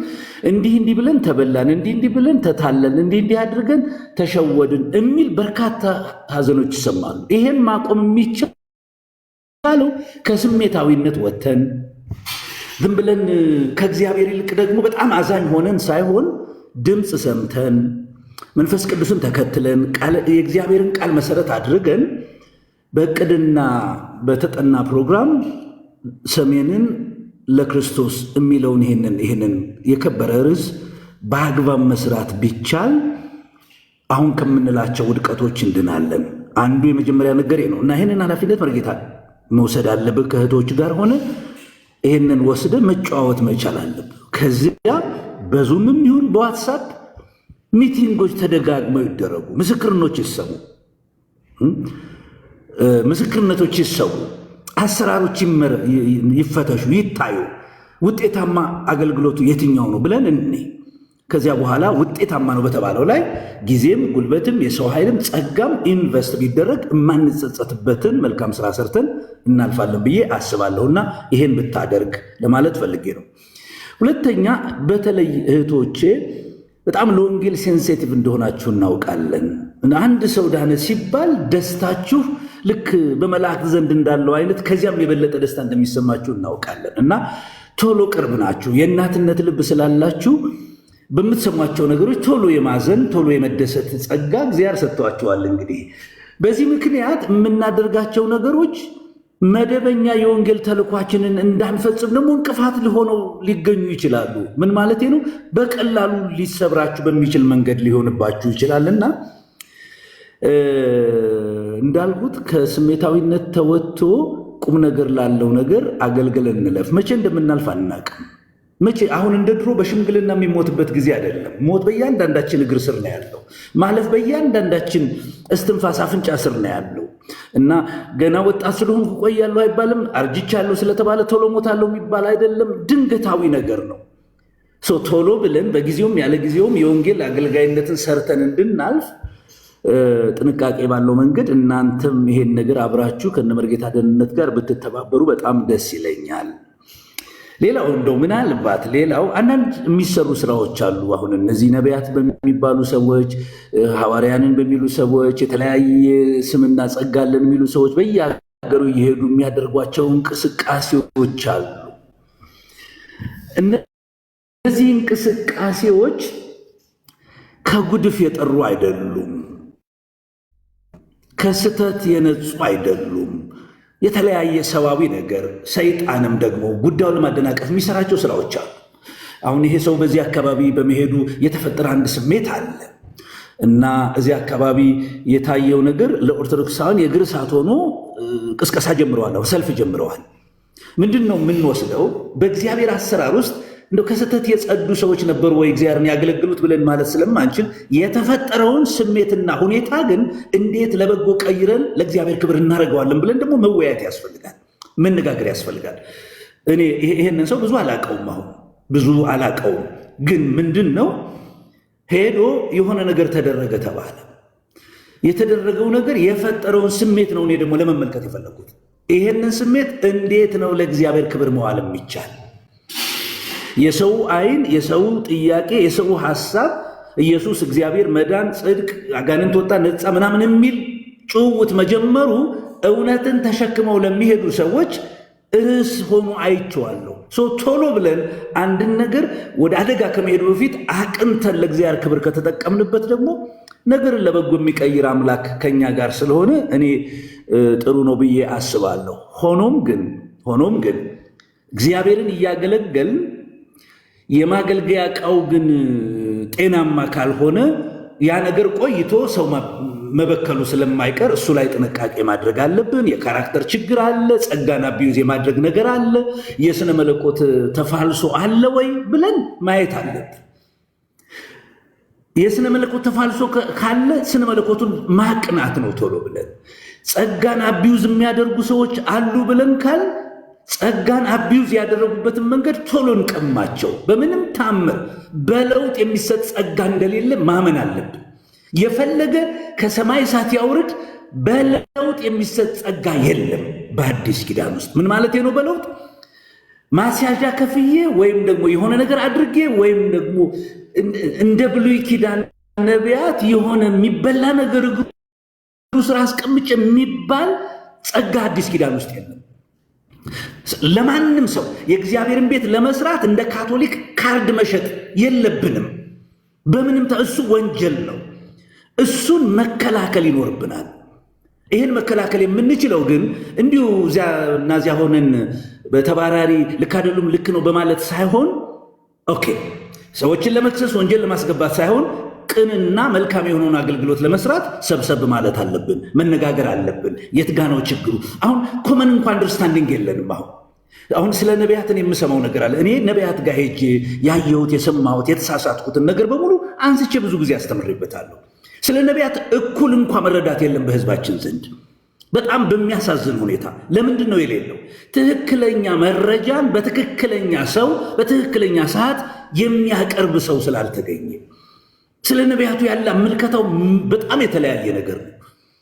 እንከን የሌላቸው ናቸው ብሎ የሚያምን አለ፣ የአጋንንት ናቸው ብሎ የሚያምን አለ፣ ግራ ተጋብቶ ዳር የቆመ ሰው አለ። ስለዚህ ጉዳዩን ስህተት ካለ ለማረም አያመችም፣ ትክክል ከሆኑ ትክክሉን ለማስቀጠል አላመቸም፣ እርስ በርስ ጦርነቱ እንዲፋፋም ከማድረግ በስተቀር። ስለዚህ እኔ የምለው እነዚህ የነቢያት የሚባሉ ሰዎች አሁን የተነሱ ወጣቶቹ ምንድን ነው ስህተታቸው? በአይኖት ለምን ጥናታዊ ጽሑፍ አናቀርብም? የሥነ መለኮት ስህተት ነው ወይ ያለባቸው? ቼክ ማድረግ ብንችል። ጸጋን ነው ወይ አቢዩዝ ያደረጉት? ለምን ቼክ ማድረግ አንችልም? ይሄንንም የካራክተር ችግር ነው ወይ ያለባቸው? ለምን ዘርዝረን አናመጣውም? ለይተን በማቅረብ ህዝቡንም ከመወናበድ ማውጣት መቻል አለብን። ለምሳሌ በወንጌላውያን የተወገዙ ናቸው እነዚህ ሰዎች። ግን አንድ ነገር ላሳያቸው። ያወገዘቻቸው ቤተክርስቲያን ምዕመን ግን የሚውሉት እዚያው ነው የሚውሉት። ምንድን ነው ችግሩ ብለን ካል ወይ በትክክል ማስረዳት መለየት አልቻልንም፣ ወይ ህዝቡ ላለመቀበል እምቢተኛ ሆኗል፣ አለበለዚያም ደግሞ እኛ ትክክል አይደለንም ወደሚል ነው መደረስ ያለበት። እኔ መልካም አገልግሎት ይቀጥል ብላችሁ ካሰባችሁ የኢትዮጵያ ኦርቶዶክስ ተዋሕዶ ቤተክርስቲያን ልክ አይደለችም በዚህ ብለን ህዝቡን እያስተማርን እየቀሰቀስ እንዳለው ሁሉ በዚህ በኩል ያሉ እንደዚህ ነቢያት ምናምን ጸጋለን የሚሉ ሰዎች ደግሞ ትክክልና ትክክል ያልሆኑት ይሄ ነው ብሎ ማስረዳት ይጠይቃል። ማስረዳት ነው የሚጠይቀው። ሰው ተወናብዶ ግራ ተጋብቶ ነው ያለው። ስለዚህ አሁን የሰሜን አገልግሎቱንም ስናገለግል ይሄ አንዱ ሸክማችን ነው፣ አንዱ ዕዳችን ነው። እነዚህን ሰዎች የሚመለከትበት ሰዎችን የሚቀበልበትን ትክክለኛ መንገድ ስላላሳየን ችግር ልንፈጥር ስለምንችል እኔ መርጌታ ደህንነት ላሳጥር አሁን አበዛሁትኝ። ኃላፊነት አለብህ፣ ዕዳ አለብህ። እዚህ ስታገለግል የነበረውን እናውቃለን። ይሄ ሸክም አለብህ። ብዙ ጊዜም ሰምቻለሁ አይቻለሁም። በአይኖት ለምንድን ነው አንድ ነገር የማናደርገው? በቃ እስቲ የዋትሳፕ ግሩፕ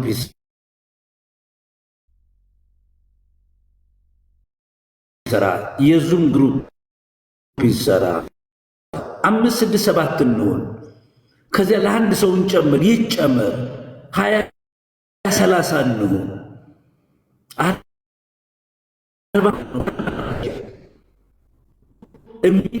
የሆነ ማለት የሚቆጠር የሚዳሰስ ስብ ሆነ አንደርግራውንድ ማለት ተሰው ወንጌል ሲገባ በህይወትም በማህበራዊ ኑሮም ላይ ለውጥ የሚያመጣ ነገር ነው። ግን ድፍር ያለውን ወንጌል ነው ከዚህ በኋላ የምንሰብከው። እያመቻመችን ምን ኦርቶዶክስ የሚባሉ ቃሎች እኮ አሁን እኮ ይታወቃሉ። አንድ እርምጃ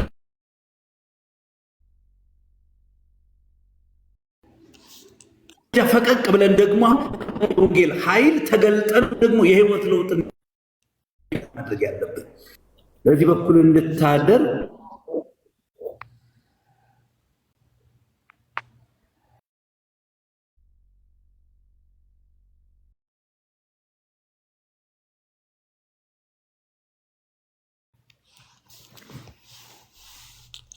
እሺ መምህር ተባረክ።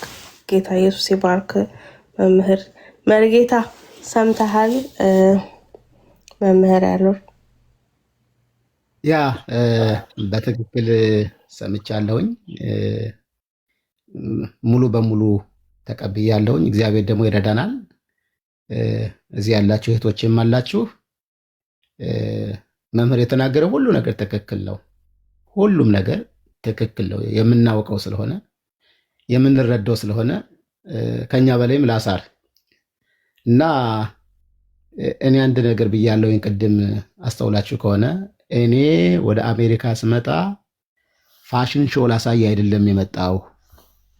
በቃ ወንጌልና ወንጌል ነው። ምንም ነገር ከዚህ የተለየ ህይወት የለኝም። ግን በሁለት እግሬ እስከምቆም ድረስ ሰዎች ድሮ የሚያውቁኝ ሰዎች ያገኙኛሉ፣ ያናገሩኝ ሰዎች አሉ። ሰዎች ድሮ የሚያውቁኝ ሰዎች አሉ። ይሰማል? አዎ መርጌታ ይሰማል። የሶል ኔትወርክ ነው መሰለ። ቀጥል። እና መርስዬም አለሽ በቅርብ ጊዜ በውስጥ የምንገናኝ ስልክም ተቀያይረን እንድነጋገር ምን ማድረግ እንዳለብን ሌሎችንም ወንድሞችና እህቶች አስገብተን መምህር እንዳለው ጊዜው ባሄድ በቅርብ ጊዜ የሆነ ነገር ላይ ብንደርስ ደስ ይለኛል። ምክንያቱም ወንጌል ያልተጠናቀቀ የቤት ስራችን ስለሆነ እያንዳንዳችን ሁሉ ከእያንዳንዳችን አንዱ አካል ላይ ብዙ ብልቶች እንዳሉ እነዚህ ብልቶች ለአንዱ አካል አስፈላጊዎች እንደሆነ ሁሉ በክርስቶስ አካል ላይ ያለ ብልት ሁሉ ሊንቀሳቀስ ይገባዋል። ሁሉም አንዳንድ ጠጠር በተገባው ልክ ሊወረውር ይገባዋል። ስለዚህ እኔ ደስተኛ ነኝ። ስሰማም ደስተኛ ሆኜ ነው የሰማሁት። መምህርም ሲመጣ ምን ማድረግ አለብን፣ እንዴት ማድረግ አለብን የሚለውን ነገር በውስጥ መስመርም እንገናኝ፣ ስልክ ተቀያይረን መነጋገር እንችላለን እና በጣም ደስ ብሎኛል። እግዚአብሔር በዚህ ነገር እንድንነጋገር ያንቺን ቤት ተጠቅሞ እንድንገናኝ ስላደረገ ጌታ እግዚአብሔርን አመሰግናለሁ። እዚህ ያላችሁ እህቶችና ወንድሞቼ ሁላችሁም ከእናንተም ይጠበቃል አንዳንድ ነገር። ምክንያቱም ሰምተን የምንሄድ ሰዎች አይደለንም፣ ሁላችንም ስለሚመለከተን ነው። ምናልባት የትኛው ምድር ላይ በደንብ አጠንክረን እንስራ የሚለውን ነገር ሁሉም ጋር ያገባናል። እኛ እንደ ተወካዮች ምክር ቤት አባል የኔ ክልሌ የምንለው ነገር የለንም።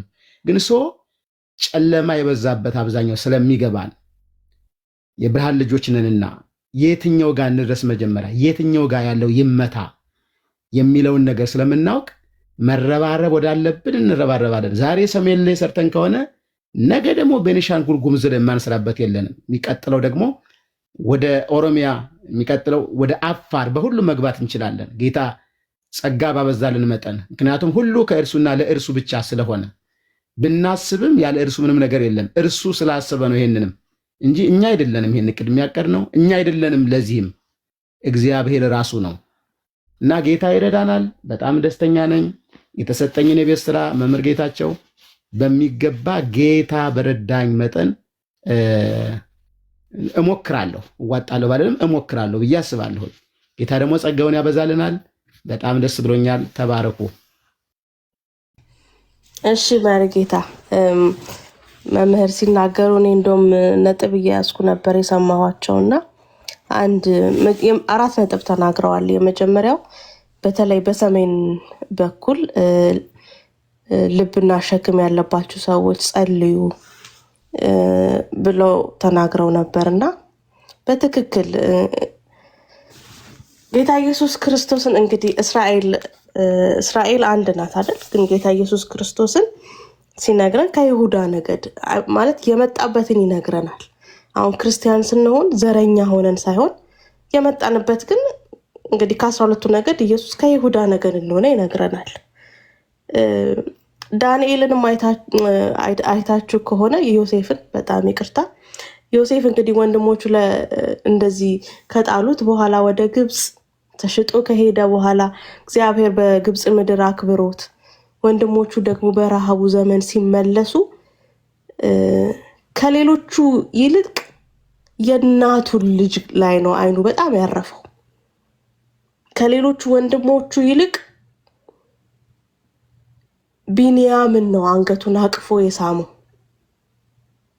ሲሄድም እንደ መያዣ ሲመለሱም እንደ መያዣ ማስቀረት የፈለገው ቢንያምን ነው። እኔም ምክንያት አለኝ ሰሜንን ለኢየሱስ ስል እኔም ምክንያት አለኝ የሚሰማኝ ነገር ስላለ ከይሁዳ ነገድ እንደተባለው ማለት ነው። ኢየሱስ ከይሁዳ ነገድ እኔም ከዛ ስለምመዘዝ በተለይ ሰሜን ወንጌል አልደረሰም ብዬ አምናለሁ። ለኔም አለኝ ይሄ ስፍስፍ ብሎ የሚሰማችሁ ስሜት አለ አይደለ? ቅድም መምህር እንደተናገሩት መድኃኒቱ እጁ ላይ ነው፣ ግን እንዴት እንደሚወጣ አያውቁ፣ መቼ እንደሚወጣው አያውቁ። ሸክሙና ልቡ ያላችሁ ጸልዩ። በጣም የምስማማበት ሀሳብ ነው። ሁለተኛ ነጥብ ላይ መምህር ሲናገሩ እህቶች ለወንጌል ያለን ልብ ስስ ከመሆኑ አንጻር ማለት ነው። እህቶች የሚለው በትክክል እህቶች ሸክሙ ያላችሁ ወንጌል ላይ ወንጌል ሲሰራ በየትኛው መንገድ ሰፖርት ማድረግ የምትፈልጉ እናንተንም ደግሞ ብናገኛችሁ በጣም ደስ ይለናል። ነቢያት ጋር ያለውን እንቅስቃሴ በደንብ መታየት አለበት፣ ህዝቡ ማወቅ አለበት። ሶስተኛው ነጥብ በጣም እስማማበታለሁ። አራተኛው ነጥብ እንደውም ጥናታዊ ጽሁፍ ከምን ህዝቡን ከእንደዚህ አይነት መጽሐፍ ቅዱሳዊ ከሆኑ ልምምዶች የልውውጥ ወንጌል በሚል እንደውም ገልጸውት ነበር። ኤግዛክትሊ ሰጥቶ መቀበል ማለት ነው፣ መጽሐፍ ቅዱሳዊ ያልሆነው። ስለዚህ በጣም ያስማማኛል። ይሄ ሁሉ እንዳልኩት ፐርሰናሊ ሰራ ራሴ ነው መናገር የምችለው። ሰሜን ስለ ወንጌል በጣም ግድ ይለኛል። በጣም ብዙ ጊዜ ልቤ ላይ ያለ ኢን ኤኒዌይስ ሰፖርት ላደርግ አይ አም ሬዲ ኢን ኤኒዌይስ ማለት ነው። እና ያው ከመሪ ጌታ ጋር የምናወራለን፣ በውስጥ ስልኬን አስቀምጥሎታለሁ፣ መምህር እርሶንም እናስገባውታለን። ደስ ብሎኛል። እንደለዚህ አልነበረም የከፈትኩት፣ ግን እንግዲህ እግዚአብሔር ወደ ፈለገው መንፈስ ቅዱስ ወደ ፈለገው ሊሆን ወደ ተገባው መርቶናል። አምሶ ሃፒ በጣም ደስተኛ ነኝ። እንግዲህ ሶልዬ መጥቷል። ሶል ደግሞ የሚለንን እንግዲህ የቤተክርስቲያኒቷ ዲያቆን ነበር፣ በጌታ በኢየሱስ ክርስቶስ አምኖ የዳነ ወደ እግዚአብሔር መንግስት የተጨመረ ደግሞ ሌላ ወንድማችን ነው። ሶልዬ አንተ የምትለው ልስማ፣ መሪ ጌታ መምህር ባሉበት። ያ ሜርሲሻ ተባረኪ። ሰላም ብያለሁ። መርጌታ፣ የምስራች፣ አልማዝ፣ ተዛዞ፣ መምህር ጌታቸው፣ ታች ያላችሁ ቅዱሳን እንዲሁም ኦርቶዶክሳውያን ሰላም ብያለሁ። እንዴት አደራችሁ? እንዴት አመሻችሁ? እንዴት ዋላችሁ? እንደየሰዓት አቆጣጠራችሁ እንግዲህ ሰላም ብያለሁ። ማታ እንደውም ይሄንን ፖይንት ልገባበት ነበር እኔ ራሴ። በጣም በቃ ሰዎቹ በፌስቡክ አንዳንዶቹም በቲክታክ የነበራቸው ሪያክሽን በጣም በቃ የሚገርም ነው። ማለት የሊቃውንት ሀገር የምናምን ሀገር ተደፈርን፣ እንዴት በዚህ ልክ እነሱ በአየርም በመሬትም ለካ እየሰሩ ነው። እና በጣም ብዙ ሪያክሽኖችን እያየው በዚህን ያህል ልክ የተሰማቸው ለምንድን ነው ሲባል ግን ብዙዎች እንግዲህ ባለማተቦች ኦኬ ነጠላ አድርገው ልክ ቤተክርስቲያን ያሉ ማለት የኢትዮጵያ ኦርቶዶክስ ለብሶ እንደሚሄዱት መጥተው ከዛ ደግሞ አጋንንት እየወጣ እጃቸውን አንስተው ጌታን ኢየሱስ ክርስቶስን ሲቀበሉ ስላዩ ነው። ያው ሃይማኖት እንደምታውቁት ያው የሰይጣን መጠቀሚያ ነው። ሃይማኖት ይሄ ሪቹዋልስ በማድረግ የሚገለጠው ሃይማኖተኝነት ማለት ነው። ሃይማኖት ስላችሁ መጽሐፍ ቅዱስ ያለውን እምነት የሚለውን ሳይሆን ይሄ ለሆነ ይሄ አምላክ ኖሮ ከዛ ለዛ አምላክ የምትገልለት የምትሞትለት ምንድነው ይሄ የምትገልለት ስፔሻሊ የምትደበድብለት የምታሳድድለት እሱ ሃይማኖት በጣም የጠላት መጠቀሚያ ነው። እና እንደዚህ አይነት ሃይማኖተኞች የተለያዩ ሪያክሽኖችን ሲያሳዩ እያየን ነው። ሶ ምንድነው ግን ማየው ነገር ነብይ ዘካርያስን እግዚአብሔር አምላክ ይባርከው የሆነ ነገር አስቦ ምናምን የሆነ ፖለቲካሊ ምናምን ምንም አይነት ነገር የሌለው ከመጀመሪያ ገና ከመነሻው ጀምሮ ከገጠር አገልግሎት የጀመረ እኔ በጣም እግዚአብሔርን ስለሱ ባርካለሁ። ልክ እንደ ሌሎቹ አይደለም ባይዘው አሁን ይሄ ቅድም እናነሳቸውን ኮሜንቶች አንድ እስከዛሬ የሚነሳበትም ሰው አይደለም። ሶልዬ ሰሜኑ ላይ መሰራት ስላለበት ነገር ነው እያወራን ያለን። ያ ኦፍ ኮርስ ያ እመጣለሁ። ያ ስለዚህ ወንጌልን መድረስ አለብን። ኦፍ ኮርስ ግን እነዚህን ሰዎች ለምሳሌ አሁን ነብይ ዘካርያስንም ሌሎችንም መርጌታንም ታድሶ አገልግሎት የሚያገለግሉትንም እነሱንም ሰፖርት ማድረግ ነው ያለን አማራጭ። ኦኬ ስፔሻሊ እንደዚህ ተገልጠን ነው ማገልገል ያለብን ብዬ አምናለሁ። ማለት ወንጌልን በትክክል ሜሴጁን ከና ሙሉ ኃይሉ ማድረስ ነው የሚያስፈልገን። ስለዚህ በቻልነው መጠን ሁሉ ሁላችንም ጠጠር መጣል አለብን ብዬ አምናለሁ። እንደምታውቁት በጣም ጨለማ ያለበት ህዝባችን በአጋንንት እስራት ያለበት በብዙ መተት በብዙ እስራት ውስጥ ያለ ህዝብ ነው። የሚያሳዝን ህዝብ ነው። ስፔሻሊ ጎንደር ብቻ ሳይሆን እንዳለ ጎጃምን ጨምሮ ይሄ ሰሜን ሸዋውን አጠቃላይ በዚህኛውም በዛኛውም በዚህ በደብረ በረሃ መስመር ያለው በቃ እንዳለ በዚህኛው መስመር በዚህ በጎጃም መስመር እስከ ጎንደር በዛ በኩል እስከ ትግራይ ድረስ ያለው ኤሪያ አጠቃላይ ገና ወንጌል የሚያስፈልገው ገና ብዙ የአጋንንት እስራት መውደቅ ያለበት ህዝባችን ምንድነው ከእስራት መውጣት ያለበት አካባቢ ነው ብዬ ነው የማምነው። ኦኬ ስለዚህ በተሐድሶ አገልግሎት ያሉ ወንድሞቻችን እህቶቻችን ልናበረታታ ቀኛችን ልንሰጣቸው ደግሞ ያስፈልጋል። በብዙ ነገር ልናገዛቸው ያስፈልጋል ብዬ አምናለሁ። ግን በተሐድሶ አገልጋዮች ብቻ ግን ደግሞ ከበር ይደረጋል ብዬም ደግሞ አላምንም። ኦኬ ልክ እንደ ነብይ ዘካርያስ ያሉ በትክክል ሸክም ኖሯቸው ደግሞ እዛ አካባቢ ሄዶ ደግሞ ወንጌልን የሚያገለግሉትንም ሰዎች ሰፖርት ማድረግ አለበት። እኛ በዚህም በዛም ወንጌል እንዲሰበክና ህዝባችን ነፃ እንዲወጣ ማድረግ አለብን ብዬ ነው የማምነው። ስለዚህ ሰፖርታችን ወንጌልን የሚያገለግሉ ነፍሳቸውን አሳልፈው የሚሰጡትን ሰዎች ግን we have to support them ማለት ነው። ስለዚህ ያለን አማራጭ ምንድነው? if ይሄ ጎፈንድሚ ምናምን ማቋቋምም ካስፈለገ በሆነም ሚንስ ሜርሲሻ አንቺ ማለሽ ሌሎች እህቶችን ወንድሞችን ተጨምረው እንደዛ በጣም እንትኑን ይሄ አንዳንድ ጊዜ ትንሽ አስቸጋሪ ይሆናል በብዙ መንገድ ስለሚታይ። ነገር ግን እኛ ለተጠራንለት ዓላማ ግን የሚያስፈልግ ፋይናንስ ያስፈልጋል። ምንም ጥያቄ የሌለው ነገር ነው። ገንዘብ ያስፈልጋል፣ ልብ ያስፈልጋል። ከሁሉ በላይ ደግሞ ለአካባቢው ለዛ አካባቢ ለዛ ህዝብ ደግሞ ልብ ያስፈልጋል። ኦኬ የወንጌል ልብ ያስፈልጋል። ሶ መሆን ያለበትን ነገር ማድረጋችንን መቀጠል አለብን ብዬ አምናለሁ። ነገር ግን we have to collaborate ብዬ ነው ማምነው እኔ። ይሄ አንነካካም የሚለውን እኔ አላምንም። ኦኬ we have to support everybody ከተቻለ ኮላቦሬት አድርገን በዚህ ልክ ባይዘወይ ባለፈው ወደ ወሎ አካባቢም ሄዶ አገልግሎ አይቼዋለሁ። እንደዚህ በጣም ብዙ ከአጋንንት እስራት እየወጡ ሰዎች ጌታን ሲቀበሉ ነበረ። አሁን ምንድነው የሊቃውንት መፍለቂያ ምናምን ብሎ ራሳቸውን የሳሏት ስዕል ስላለች ነው በጣም ህመሙ እንትን ያላቸው ይከበዳቸው። ስለዚህ if it is GoFundMe or የተሻለ አማራጮችን ሜርሲሻ አንቺ ታውቂያለሽ ወይ ደግሞ በውስጥ ተወርቶ ዲስከስ ተደርጎ በሆኑ ሚንሶች ለሚያገለግሉ አገልጋዮች ሰፖርት ተደርገው በደንብ ጠንክረው መስራት። ከዛም ባለፈ ደግሞ አቅም ያላቸው እኔ በአሜሪካም ያሉ በዩሮፕ በኢትዮጵያም ያሉ ደግሞ ወንጌልን የገባቸው ኦኬ የወንጌል ሸክም ያላቸው ደግሞ ስፔሻሊ ፋይናንሻል አቅም ያላቸው ሰዎች እኔ በደንብ ህዝቡ ላይ ኢንቨስት ማድረግ አለባቸው፣ ስራዎችን መስራት አለባቸው ብዬ አምናለሁ።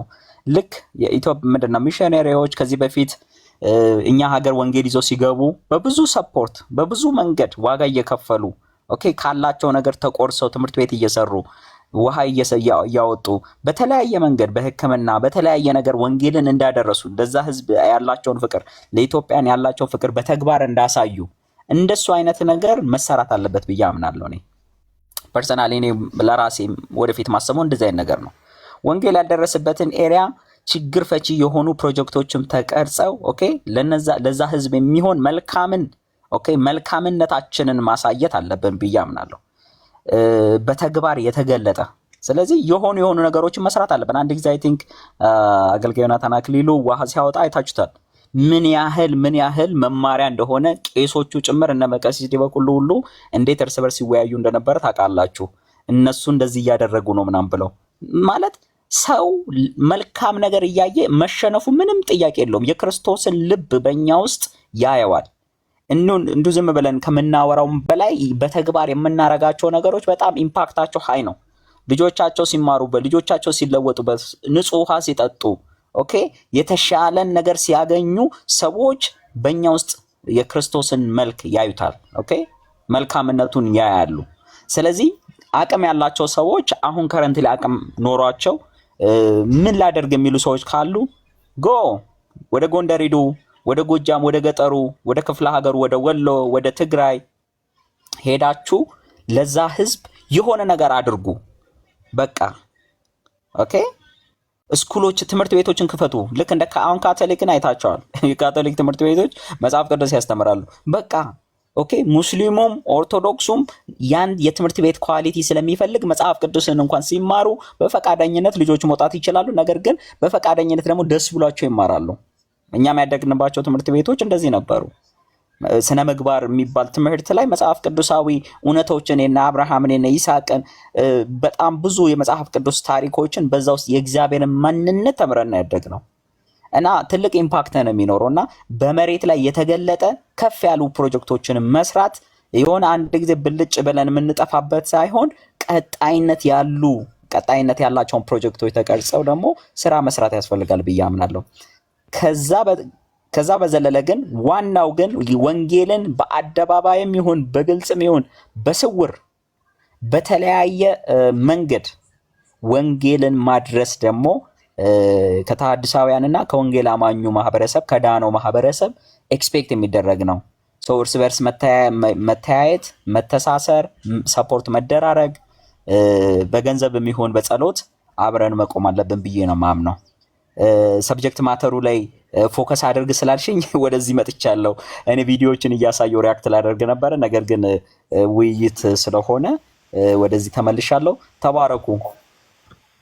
እሺ ሶልዬ ተባረክ። ጌታ ኢየሱስ ይባርክ።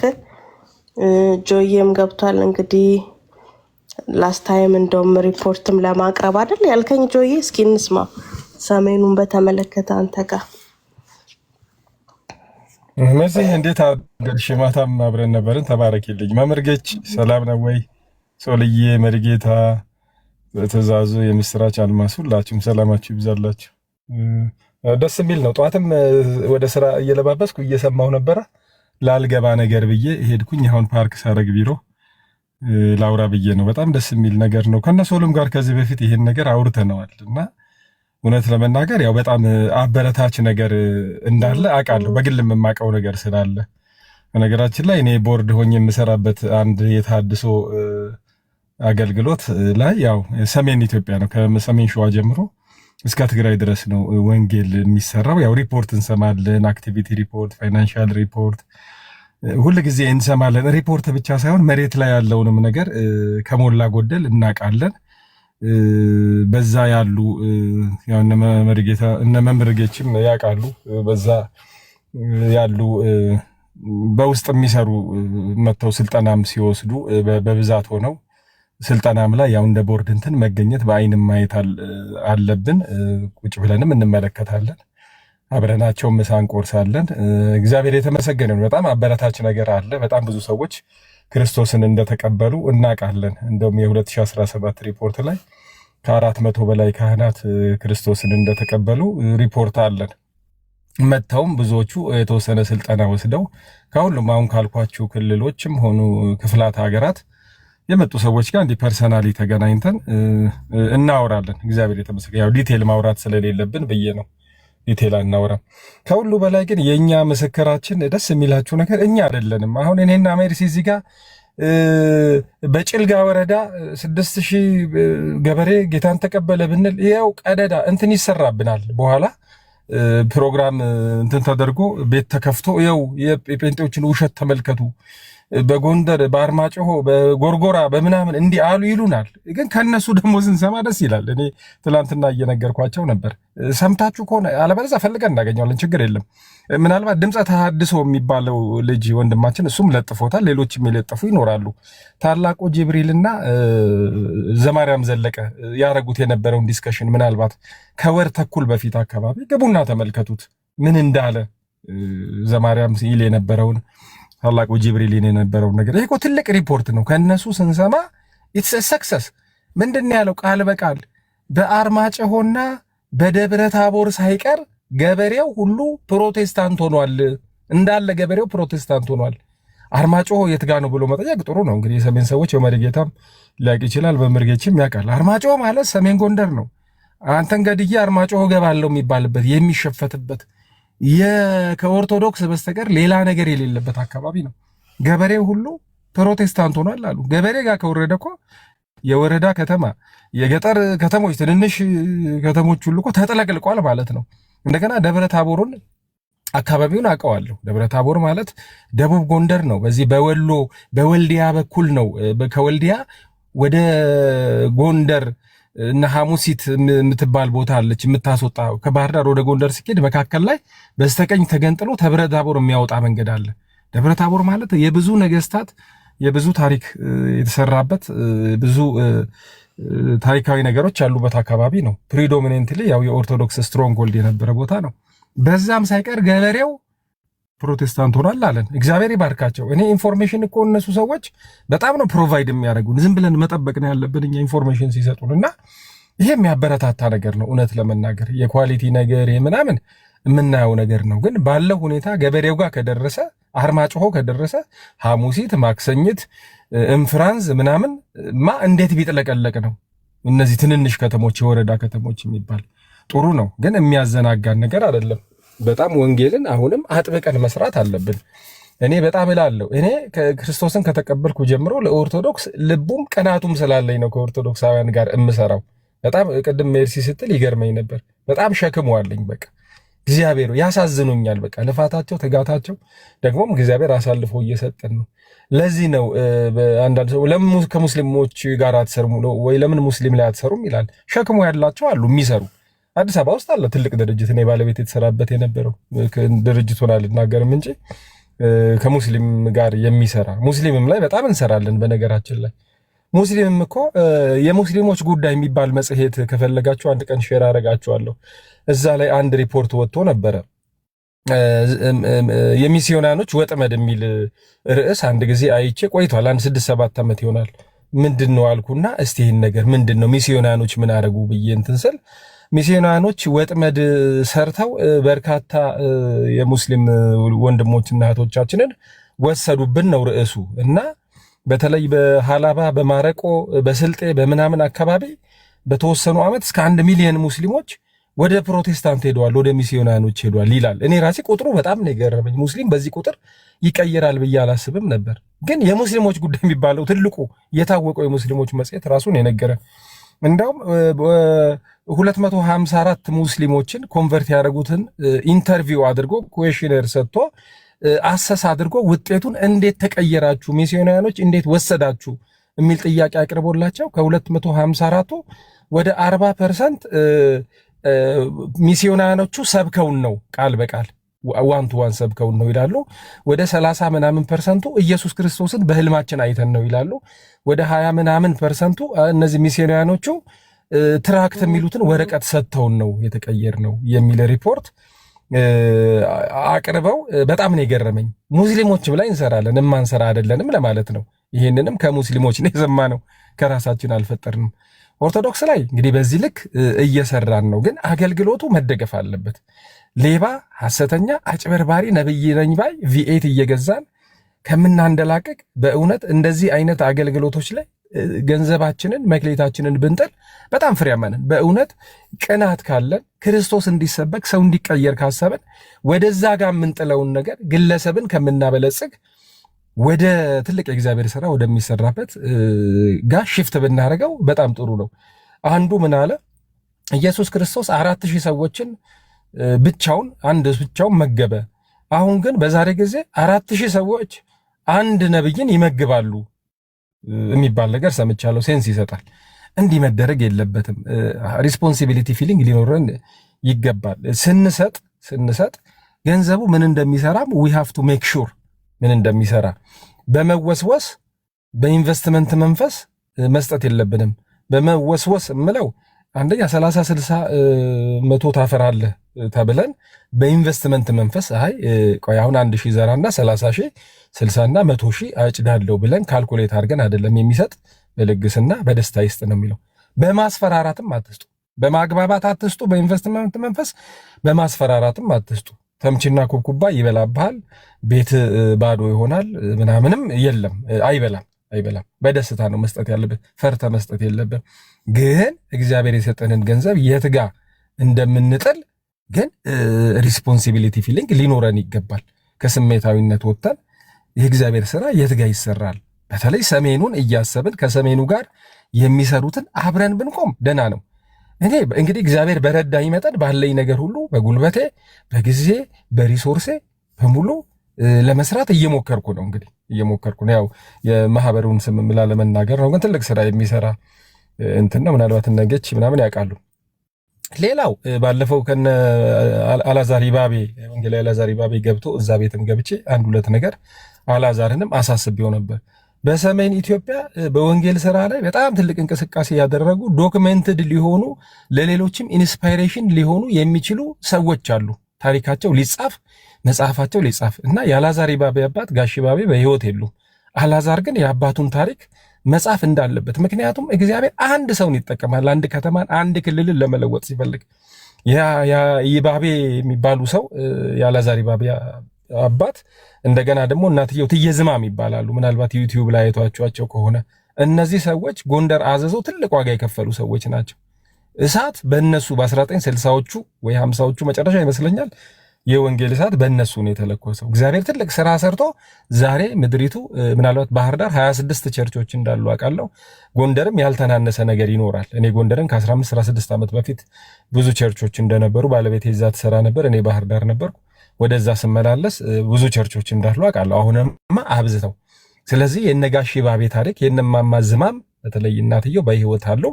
የሚገርም ታሪክ የነሱ ታሪክ ቢጻፍ ኢንስፓየር የሚያደርግ ነገር ይኖረዋል እሱ ነገር። ሁለተኛ ጋሽ ዘሚካኤል የሚባሉ ሰው አሉ እዛ። ልጆቻቸው በሙሉ አገልጋዮች ናቸው። አሁን ዘሚካኤል ልጆች እና አሸናፊ ዘሚካኤል እና ምናምን፣ አንዳንዶቹ በአሜሪካ አንዳንዶቹ በሀገር ውስጥ። ስለዚህ የእሳቸውም ታሪክ መጻፍ አለበት። ምናልባት ፓስተር ጻድቁ ታሪካቸውን ሲናገሩ ዘሚካኤል እንዲህ ፓስተር የሚያደርገኝ ይላሉ እና ጋሽ ዘሚካኤል ከጎንደር ወጥተው ፓስተር ጻድቁ ባሉበት በአርሲ አካባቢ ኖረው ወንጌልንም እዛ ምድር የለኮሱ ናቸው እነዚህ ሰዎች። እንደገና ባህር ዳር እነጋሽ አጠቃ የሚባሉ ባለፈው ዓመት ነው ወደ ጌታ የሄዱት። እንደገና ሌሎችም ሰዎች አሉ እነጋሽ እንዳለ የሚባሉ ሌሎችም። የነዚህ ሰዎች ታሪክ ቢናገሩ ተዝቆ የማያልቅ ከነ ጳውሎስ ከነ ጴጥሮስ ያልተናነሰ ድብደባ፣ መገለል፣ ብዙ ነገር የደረሰባቸው ሰዎች ናቸውና በጣም ሪሶርስፉል ነው። እንደው መጻፍ የሚችል የሚሞክር የሚፈልግ ሰው ካለ የነዚህን ሰዎችም ታሪክ ቢጽፍ ለወንጌል ስራም በጣም ኢንስፓየርም የሚያደርግ ነው። ስለዚህ እነዚህን ነገሮች በልባችን ማስቀመጥ አለብን። ከሰሜን ጋር መቆም አለብን። በሰሜን ያለው ነገር ከተሰበረ 6 ዓመት ነው የሰራሁት። ባህር ዳር ከተማ ወደ ጢስ አባይ ይሄድ ነበር ለስራ። በዛ መስመር አንዳንድ ቦታዎች ወጣ እል ነበር። በጣም በድግምት በአጋንንታዊ ስራ የተሞላ ነገር አለ። ወንጌል አይታወቅም። የጠመጠሙ ሰዎች ወንጌል አያውቁም። ባህልና ሃይማኖት ነው የሚያውቁት። እዛ ያለው ነገር ከተሰበረ እግዚአብሔር ብዙዎችን ነፃ እንደሚያወጣ እናውቃለን። እየሰበረም ነው። ቅድም ባልኳችሁ ሰዎች በጣም ብዙ የመስበር ነገር አለ፣ ተሰብሯል። አሁንም በርካታ ቸርቾች አሉ። እዚህ መሀል አገር እና ወደ ደቡብ፣ ወደ ምስራቅ፣ ወደ ምዕራብ ያለው ነገር ወደዛ መግባት የለበትም ብዬ አምናለሁ። ሐሰተኛ ነቢያት፣ ውሸት፣ ማጭበርበር፣ እንዲህ አይነት ነገሮች እግዚአብሔር ይጠብቃቸዋል። ጥንካሬ ያለ ክርስቲያኑ ጠንካራ ነው። ስለዚህ ሰሜንን ለኢየሱስ፣ በእኛ ዘመን ደግሞ እነጋሽ ሚካኤልን፣ እነጋሽ ይባቤን፣ እነማማ ዝማምን፣ እነጋሽ አጠቃን እነዚህን ሁሉ እንግዲህ የመከሩንን የነገሩንን ነገር ሁሉ እንፈጽማለን ልላችሁ ፈልጌ ነው። ተባረኩልኝ። ለማንኛውም አሜን። ጆ የጌታ ኢየሱስ ዘመንህን ይባርክ። አይነዋ ቃለው እዛ ላይ እንደምትሰራ ባለፈውም ከ400 በላይ የሆኑ ካህናት ጌታ ኢየሱስ ክርስቶስን እንደ ግል አዳኝ አድርገው መቀበላቸውን ስለተነጋገርን በ2017 መጨረሻ ሪፖርት ለዛ ነው ሞር እዛ ላይ አንተ ብትናገርበት ጥሩ ነው ብዬ ነው ያሰብኩት። ከናንተ ባላቅም ሁላችሁም ታላላቆች ናችሁ እዚህ ያላችሁት። ጥሩ ነገር ይመስላል እስካሁን ያወራን የደረስንበት ነገርና በደንብ ተነጋግረን ኦርጋናይዝድ ሆኖ ድጋሚ ደግሞ ሰዎች ይሄንን ሰሜንን ለኢየሱስ የሚለውን ሐሳብ በተለያየ መንገድ ሰፖርት እንዲያደርጉ ደግሞ በይፋ ደግሞ ድጋሚ ወደ አየር ላይ መቅረቡ እሱ ጥሩ አማራጭ ነው ብዬ አስባለሁኝ። በውስጥ በስሎ ወደ ውጪ መውጣት ሁሉንም ነገር ምንድነው ደርዝ አበጅቶለት የተለያዩ የሆኑ አካላቶች ወይም ብራንቾች ስርጭት ክፍሉን ማን ነው የሚመራው፣ የመጽሐፍ መግዛትን ብቻ እያንዳንዱ የሚገባውን ኦርጋናይዝድ በሆነ መንገድ ተነጋግሮ ከዛ ወደ ውጪ ወጥቶ ታንጀብል በሆነ መንገድ ግልጽ አሰራር ባለበት መንገድ ለህዝቡ ወጥቶ ደግሞ ይፋ ማድረጉ ጥሩ ነው ብዬ አስባለሁ። የምትሉኝ ካለ ልስማ፣ የምትጨምሩት ሀሳብ ካለ ልስማ። እኔ ይሄንን ነው የምለው።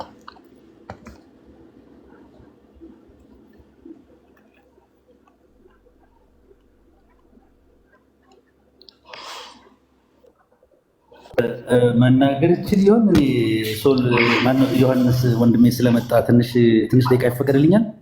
ኧረ መምህር ይፈቀዳል። ኔትወርኮት ግን ቅድምም እየተቆራረጠ ነበር። ይፈቀዳል። ይሰማል መምህር? እሺ ቀጥሉ። እሺ አሁን ለእኔ ይሰማኛል። አዎ ተሰምቶኛል። ወዳጄ ሶል ሲናገር ቅድምም የሆነ ነገር በልቤ የቀረ ነበር። ጆን ወዳጄም እንደዚሁ ሲናገሩ የቀረ ነገር ነበር። ምንድን ነው ይሄ ሰሜንን ለኢየሱስ ወይም ለወንጌል የሚለውን ሀሳብ በሁለት መንገድ መታየት ያለበት ይመስለኛል። አንደኛው ኢሚዲየት የሆነ ልክ አሁን ዛሬ የሆኑ የመዳን ቀን አሁን ነው ዛሬ ነው የሚባል ዛሬ መናገር የሚገባል ነገር የወንጌል አገልግሎት መሰራት እንዳለበት ሆኖ ግን ሁለተኛውና እስካሁን ድረስ ተሞክሮም የማያውቅ ቢሞከርም በቀላሉ እየተሰበረ የቀረው ነገር ዓመታትን የሚሻገር ትውልድን የሚሻገር እቅድ የመስራት ልምዶች ብዙ ጊዜ በኢትዮጵያውያን ዘንድ አይታዩም። ይቅርታ ነው የምጠይቀው እንግዲህ በደፈናው ሁሉንም ስለወቀስኩበት በዚህ ጉዳይ ላይ እና እኔ ለምሳሌ የሰለጠኑ ሀገሮች የምንላቸውን ሰዎች በተለይ በክርስትና በወንጌል ስራ ሚሽነሪ ሆነው ወደ ዓለም የተበተኑትን በእነዚያ ወርቃማ ዘመኖች የነበሩትን ሰዎች ታሪክ ስናጠና ፍሬ የታየው ሚሽነሪዎች በተላኩበት እድሜና ልክ ሳይሆን ዓመታት ካለፉ በኋላ ያስቀመጧቸው አንኳር የሆኑ ኮንክሪት የሆኑ ስራዎቻቸው ግን 50 ዓመት 100 ዓመት 200 ዓመት 300 ዓመት አልፎ ውጤታማ ሆኖ ታሪክን ሲሰራ የምናየው አሰራር ነገር አለ። እኔ አሁን ሰሜንን ለወንጌል እንደነገርኳችሁ ለዛሬ 50 ዓመት ብለን ዛሬ ወንጌል መሰራት የለበትም የሚል አቋም የለኝም።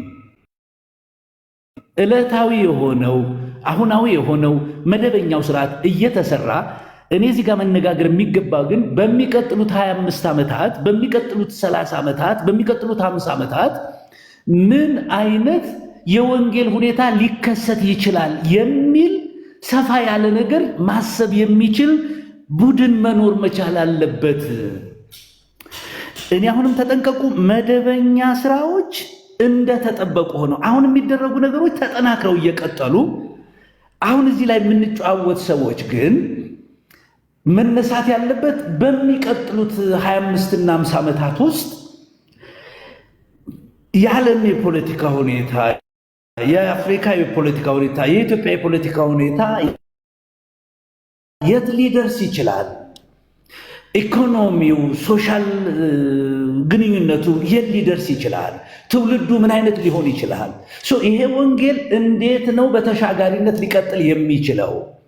እኔ አንድ ነገር አምናለሁ።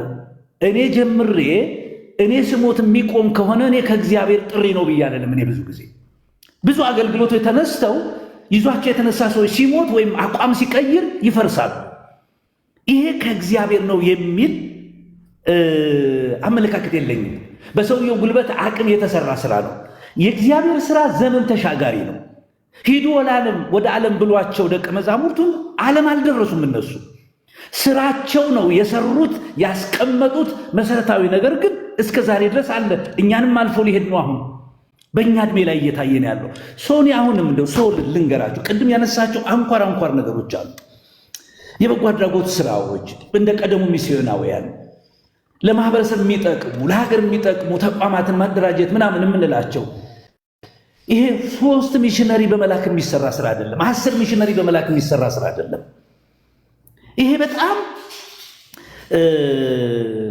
ጥንቃቄ ባለው እንደው ማሰብም ደግሞም እንዳዋቂ ሰው ጥቂት ሰዎች ብቻ አይደለም በትላልቅ ሰዎችም የሚካፈሉበት እቅድና አጀንዳ ያለው ልብና አእምሮ ይዘን መነሳት የሚገባ ነገር አይደለም ወይ? አሁን እየተሰሩ ያሉትን ጥሩ ነው፣ በአቅም ሰው ይርዳ። መታየት ያለበት ግን ይሄ ለሚቀጥሉት 25 ዓመታት የት ሊደርስ የሚችል ስራ ነው በአእምሯችን ውስጥ ያለው ነው። እኛ ስንሞት ነው የሚቆመው። ቅድም እንዳልኳችሁ እኛ አቋም ስንቀይር የሚጠፋ ነገር ነው። ብዙ ስራዎች ተነስተው ወድቀዋል። እከሌ ይዞ ተነሳ ጠፉ፣ እከሌ ይዞ ተነሳ ጠፉ። አይ የማይሻገር አገልግሎት የእግዚአብሔር አይደለም።